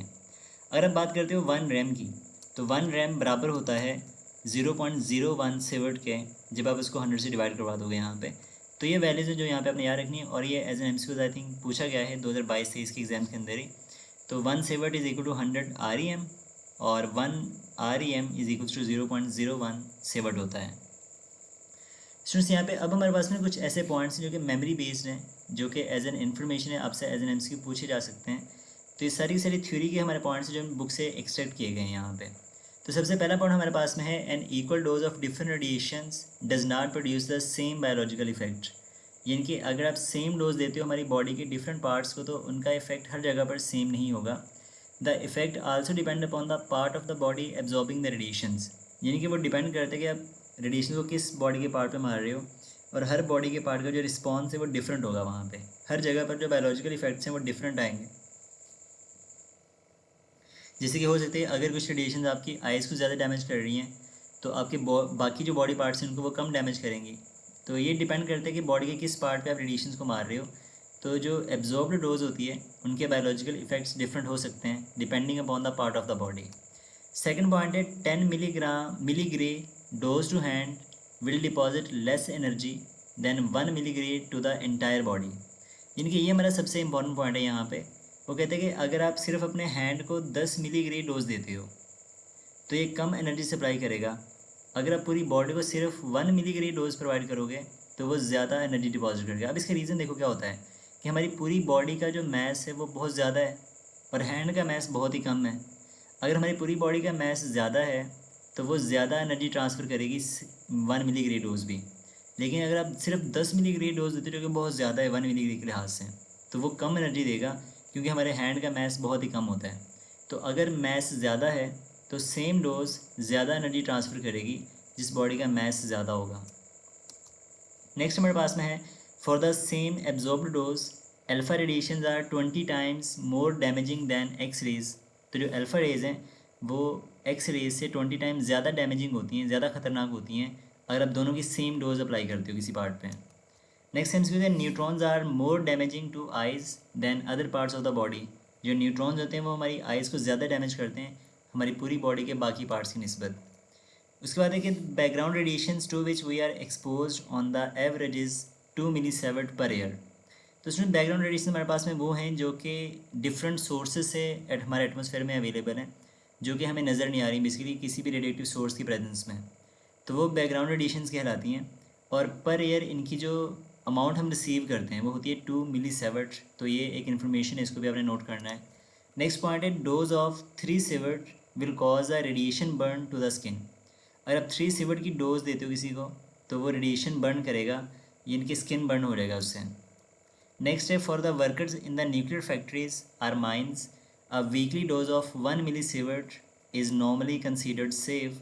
तो जो न्यूक्लियर फैक्ट्रीज़ में या माइंस में काम करते हैं उनके लिए 1 मिलीसीवर्ट की जो डोज़ है वो सेफ़ कंसीडर करी जाती है। अगर इससे ज़्यादा हो तो वो उनके लिए डेंजरस हो सकती है। तो ये वो पॉइंट्स हैं जिनको आपने एज एन MCQs मेमोराइज़ करना है बार बार रिवीजन करके। सो नेक्स्ट हमारे पास में आते हैं biological and medical uses of the radiations, कि अब ये जो रेडिएशन है वो कहाँ कहाँ पे यूज़ किए जाते हैं। तो सबसे पहले इनका यूज़ हमारे पास में आता है ट्रेसर टेक्निक्स में। अब ट्रेसर्स में देखो इसके ना आपको नाम से इसका आइडिया हो रहा होगा कि ट्रेस का मतलब किसी चीज़ को लोकेट करना। तो किसी भी बॉडी में किसी प्लांट्स या एनिमल्स की बॉडी में उनकी फंक्शनैलिटी को ट्रेस करने के लिए हम क्या करते हैं, ट्रेसर टेक्निक्स का इस्तेमाल करते हैं। अब इनका सबसे पहला यूज़ हमारे पास में आता है मेडिसिन के अंदर। तो मेडिसिन में इसके डिफरेंट यूजेस हैं। फॉर एग्जांपल अगर आप ट्रीटमेंट ऑफ कैंसर की बात करते हो तो हम कोबाल्ट 60 यूज़ करते हैं जो कि basically source of gamma rays भी होता है। इसी तरह से ब्रेन ट्यूमर की डिटेक्शन के लिए आप यूज़ करते हो मरकरी 203। तो ये एक ट्रेसर है या रेडियोएक्टिव आइसोटोप है यहाँ पे। नेक्स्ट रहता है थायराइड ग्लैंड्स की टेस्टिंग के लिए हम यूज़ करते हैं आयोडीन 131। ब्लड सर्कुलेशन की टेस्टिंग के लिए यूज़ किया जाता है chromium 57। Treatment of blood cancer के लिए सोडियम 24। सुपरफिशियल स्किन थेरेपी के लिए फास्फोरस 32 या फिर स्ट्रॉन्शियम 90 भी इस्तेमाल किया जाता है। तो ज़्यादा इसमें फॉस्फोरस 32 आपका राइट ऑप्शन होगा बिकॉज हमारी बुक में फॉस्फोरस 32 का ऑप्शन अवेलेबल है और ये सोर्स होते हैं बीटा रेज के। नेक्स्ट हमारे पास में अगर हमें डीप स्किन थेरेपी करनी है तो डीप स्किन थेरेपी के लिए हम यूज़ करते हैं अल्फ़ा पार्टिकल्स को। इसी तरह से हमारे पास में इसके यूजेस आते हैं ट्रेसर टेक्निक्स के एग्रीकल्चर में। तो एग्रीकल्चर में प्लांट्स की फोटोसिंथेसिस को स्टडी करने के लिए हम यूज़ करते हैं कार्बन 14 और उनकी ग्रोथ को टेस्ट करने के लिए हम यूज़ करते हैं फॉस्फोरस 32 को एज अ फर्टिलाइज़र। उसको हम एज अ फर्टिलाइज़र प्रोवाइड करेंगे और देखेंगे वो किस रेट से ग्रो कर रहे हैं। तो ये हमारे पास में एग्रीकल्चर में इनके 2 यूजेस हैं जो कि हमारी बुक्स में मैंशनड है as a tracer techniques of the radio isotopes. Next हमारे पास में आता है इन आर्चियोलॉजी। स्टूडेंट्स आर्चियोलॉजी क्या होती है, बेसिकली जो हमारे पुराने एंशियंट एनिमल्स हैं, जो डेड एनिमल्स होते हैं या प्लांट्स होते हैं या जो रॉक्स हैं, उनकी अगर आपने एज वगैरह कैलकुलेट करनी है तो उसकी जो टेक्निक्स हैं उनको आर्कियोलॉजी कहा जाता है। तो अगर हम एज को डिटरमाइन करना चाहते हैं डेड प्लांट्स और एनिमल्स की, जिसको कार्बन डेटिंग भी कहते हैं, तो हम यूज़ करते हैं कार्बन-14, जो कि एक रेडियो एक्टिव आइसोटोप है कार्बन का। और अगर हम बताना चाहते हैं ज़मीन की या फिर जो पुराने रॉक्स हैं, पत्थर हैं, उनकी एज को, तो हम यूज़ करते हैं पोटाशियम 40 एंड यूरेनियम। तो ये हमारे पास में आइसोटोप्स के कुछ यूजेस हैं आर्कियोलॉजी के अंदर। इसी तरह से अगर हम बात करें इंडस्ट्रियल यूजेस की, तो हमारे पास में इंडस्ट्री में हम इन आइसोटोप्स को यूज़ करते हैं या फिर ट्रेसर टेक्निक को यूज़ करते हैं मशीनरी के अंदर वेयर्स एंड टीयर्स को लोकेट करने के लिए, यानी कि उनके पुर्जों में जो तोड़-फोड़ होती है, जो हमें आम आँख से नज़र नहीं आते, उनको डिटेक्ट करने के लिए हम क्या यूज़ करते हैं, ट्रेसर टेक्निक्स का इस्तेमाल करते हैं। इसी तरह से अगर अपने अंडरग्राउंड पाइपलाइंस हैं, उनके अंदर फॉल्ट्स को चेकआउट करना है, तब भी हम क्या यूज़ करते हैं, वहाँ पे ट्रेसर टेक्निक्स को इस्तेमाल करते हैं। और ये टेक्निक पाकिस्तान में इस्तेमाल करी गई थी शालीमार गार्डन ऑफ लाहौर के अंदर बाय आई थिंक साइंटिस्ट जो इसको स्टडी करते हैं वहाँ पे। तो उन्होंने इसको यूज़ किया था शालीमार गार्डन ऑफ लाहौर के अंदर पाकिस्तान में। तो ये एक इन्फॉर्मेशन है जो कि हमारी बुक में अवेलेबल है, तो इसको एज एन एमसीक्यूज अपने माइंड में रखना है। और फिर हम इसको यूज़ कर सकते हैं इंडस्ट्री के अंदर फूड को या जो खाने पीने की दूसरी चीज़ें होती हैं उनको प्रिजर्व करने के लिए। तो ये हमारे पास में सारे यूजेस हैं ट्रेसर टेक्निक्स के, जो कि हमारी बुक में अवेलेबल हैं, जिसको हमने समराइज़ किया है छोटे छोटे पॉइंट्स के अंदर। तो आप इसका स्क्रीनशॉट सेव कर लीजिएगा ताकि आपको रिवाइज़ करने में ये चीज़ें ईजी हो जाएँ। स्टूडेंट्स, अब हमारे पास में इसका फाइनल राउंड है जिसमें हम डिस्कस करेंगे रेडियोग्राफी। अब रेडियोग्राफी हमारे पास में basically it is a technique use for producing a photographic image of an opaque specimen by transmitting a beam of X-rays or gamma rays through it onto a adjacent photographic film। यानी कि simply ये क्या बात कर रहे हैं यहाँ पे, जैसे हमारी एक्सरे होती है, यानी कि अगर आप किसी बॉडी का एक्सरे करवाते हो तो आपके इस बॉडी पार्ट का एक इमेज आपको हासिल होता है एक फोटोग्राफिक प्लेट के ऊपर। तो सिमिलरली ये जो टेक्निक है इसमें हम यही करते हैं, हम किसी भी ओपेक स्पेसिमन का यानी किसी भी ऑब्जेक्ट का हम एक फोटोग्राफिक इमेज हासिल कर सकते हैं जब उसके ऊपर हम गैमा रेज़ को या एक्स रेज़ को उसमें से ट्रांसमिट करवाते हैं और फोटोग्राफिक प्लेट पर हमें उसका इमेज मिल जाता है। अब ये टेक्निक यूज़ कहाँ पे होती है, तो सबसे पहले मैं कहता है कि that to check the cracks of cavities in metal casting, faults in welding and heavy machinery. तो अगर आपने क्रैक्स को चेक करना है हैवी मशीनरी के अंदर, वेल्डिंग फॉल्ट्स में, या फिर जो मेटल के ऑब्जेक्ट्स होते हैं उनके अंदर, तो हम उसकी रेडियोग्राफी की टेक्निक इस्तेमाल कर सकते हैं। और इसको हम यूज़ कर सकते हैं to determine the size and location of the tumour. तो लोकेशन ऑफ ट्यूमर को डिटेक्ट करने के लिए और उसके साइज़ का पता लगाने के लिए भी हम रेडियोग्राफी की टेक्निक को इस्तेमाल करते हैं। एक हमारे पास में होते हैं गैमा रेज़ कैमरा। तो गैमा कैमरा स्टूडेंट्स हम यूज़ करते हैं गैमा रेज़ की डिटेक्शन के लिए जो हमारी बॉडी में डिफरेंट साइड्स में से एमिट हो रही होती हैं। इसी तरह से हम गैमा कैमरास को यूज़ कर सकते हैं to obtain a sequence of images to observe an organ such as kidney in action. तो अपने किसी भी अगर पार्ट को अपनी बॉडी के उसके एक्शन को स्टडी करना है तो उसके लिए आप उसकी सीक्वेंस में बहुत सारी इमेजेस हासिल कर सकते हो गैमा रे कैमरास को यूज़ करके। सो इसके बाद कुछ पॉइंट्स यहाँ पे, एक दो इंपॉर्टेंट पॉइंट्स जो अपने यहाँ पे देखने हैं। इसमें कहते हैं कि hydrogen and sodium present in water and food distributed uniformly through out the body. यानी कि फूड में जो सोडियम और हाइड्रोजन होते हैं वो हमारी पूरी बॉडी में यूनिफॉर्मली डिस्ट्रीब्यूट हो जाते हैं। और जो रेडियो आइसोटोप्स होते हैं वो हमारी बॉडी में डिफरेंट पार्ट्स में, स्पेसिफिक पार्ट्स में स्टोर होते हैं। फॉर एग्जांपल अगर आप बात करते हो आयोडीन की, तो आयोडीन स्टोर होता है थायराइड ग्लैंड के अंदर, कोबाल्ट स्टोर होता है लिवर के अंदर, एंड फॉस्फोरस और कैल्शियम ये स्टोर होता है बोन्स के अंदर। तो ये 3 पॉइंट्स हमारे पास में ज़्यादा इंपॉर्टेंट हैं बिकॉज ये आपसे एज एन ऑब्जेक्टिव पूछ सकता है। तो इनकी एकमुलेटेड पोजीशन आपने याद रखनी है कि आयोडीन थायराइड ग्लैंड में, कोबाल्ट लिवर में, और फॉस्फोरस और कैल्शियम जो है वो बोन्स में डिपॉजिट होता है। तो स्टूडेंट्स ये हमारा पूरी डिस्कशन थी इस टॉपिक की। अब हम डिस्कस करेंगे इसके कुछ इंपॉर्टेंट MCQs और अपने इस टॉपिक को क्लोज करते हैं। अब यहाँ पे हमारे पास में सबसे पहला MCQ है, a low energy neutron has a RB factor of 10। How much energy is absorbed by a man of 80 kilogram if value of the equivalent dose is 400 rem. यानी कि इसमें देखो गिवन क्या किया है, उसने हमें बता रखा है RB फैक्टर जो कि 10 के बराबर है, पर्सन का मैस हमारे पास में 80 किलोग्राम है, और इक्विवेलेंट डोज हमारे पास में है 400 रैम। अब हम जानते हैं इक्विवेलेंट डोज का जो SI यूनिट है वो सिवर्ट होता है, और 1 सिवर्ट बराबर होता है 100 रैम के। तो जो 400 रैम है वो बराबर आएगा 4 सिवर्ट के। अब देखो यहाँ पे इसमें हमें जानते हैं कि इक्विवेलेंट डोज का जो फार्मूला है वो होता है dose multiply by RB factor, और डोज बराबर होती है एनर्जी पर यूनिट मैस। तो E/m इंटू RB फैक्टर ये बन गया इक्विवेलेंट डोज का फार्मूला। अगर आप यहाँ से एनर्जी निकालना चाहते हो तो मैस जो है वो इक्विवेलेंट डोज से हो गया मल्टीप्लाई और RB फैक्टर हो जाएगा डिवाइड। तो एनर्जी का फार्मूला बनेगा equivalent dose into mess divided by RB factor. अब इसमें वैल्यूज पुट कर लो। इक्विवेलेंट लोज आपके पास में बराबर है 4 सिवट के, मैथ हमारे पास में है 80 किलोग्राम और आर बी फैक्टर है 10 के बराबर, तो 0 से 0 कट जाएगा और जब 8 को आप 4 से करवाओगे मल्टीप्लाई तो ये बनेगा 8 4s आर 32, तो 32 जूल एनर्जी जो है वो यहाँ पे सप्लाई होगी हमारी पूरी बॉडी को जब उसका आर बी फैक्टर 10 और मैस जो है वो 80 किलोग्राम होगा। नेक्स्ट एमसीक्यू हमारे पास में है the half life of iodine is, तो आयोडीन 131 की हाफ लाइफ कितनी होती है। तो ये भी आपका वो मेमोरी बेस्ड क्वेश्चन है, तो ये हमारी बुक में टेबल्स बने हुए हैं इसके, तो उसको वहाँ से आपने पढ़ लेना है अच्छी तरह से। तो आयोडीन की जो हाफ लाइफ है ये होती है 8 डेज़, तो आपको जो बीटा ऑप्शन है यहाँ पे वो राइट ऑप्शन है। एमसीक्यू नंबर 44 है skin burns, loss of hair, drops in the white blood cells etcetera are the examples of. तो उसमें से हमने बायोलॉजिकल इफेक्ट्स में स्टडी किया है कि ये जो सारी एग्जाम्पल्स हैं बेसिकली सोमैटिक इफेक्ट्स की हैं, तो ये हमारा अल्फा ऑप्शन बनेगा। एमसीक्यू नंबर 45 है for the treatment of cancer the source of gamma ray used is, तो कैंसर की ट्रीटमेंट के लिए कौन सा गैमा रे सोर्स इस्तेमाल किया जाता है। तो ट्रीटमेंट की कैंसर के लिए हम यूज़ करते हैं कोबाल्ट 60, तो आपका जो अल्फ़ा ऑप्शन है यहाँ पे वो राइट ऑप्शन है। तो स्टूडेंट्स ये हैं हमारे आज के टोटल एमसीक्यू। आई होप ये सारा लेक्चर आपके लिए यूज़फुल होगा। अगर आपको किसी भी पॉइंट में कहीं पर भी कोई भी मसला हो तो आप उसको कमेंट सेक्शन में मेंशन ज़रूर करिएगा। जल्द मिलेंगे एक नेक्स्ट वीडियो में। टिल देन अल्लाह हाफिज़ फ़ी अमानिल्लाह।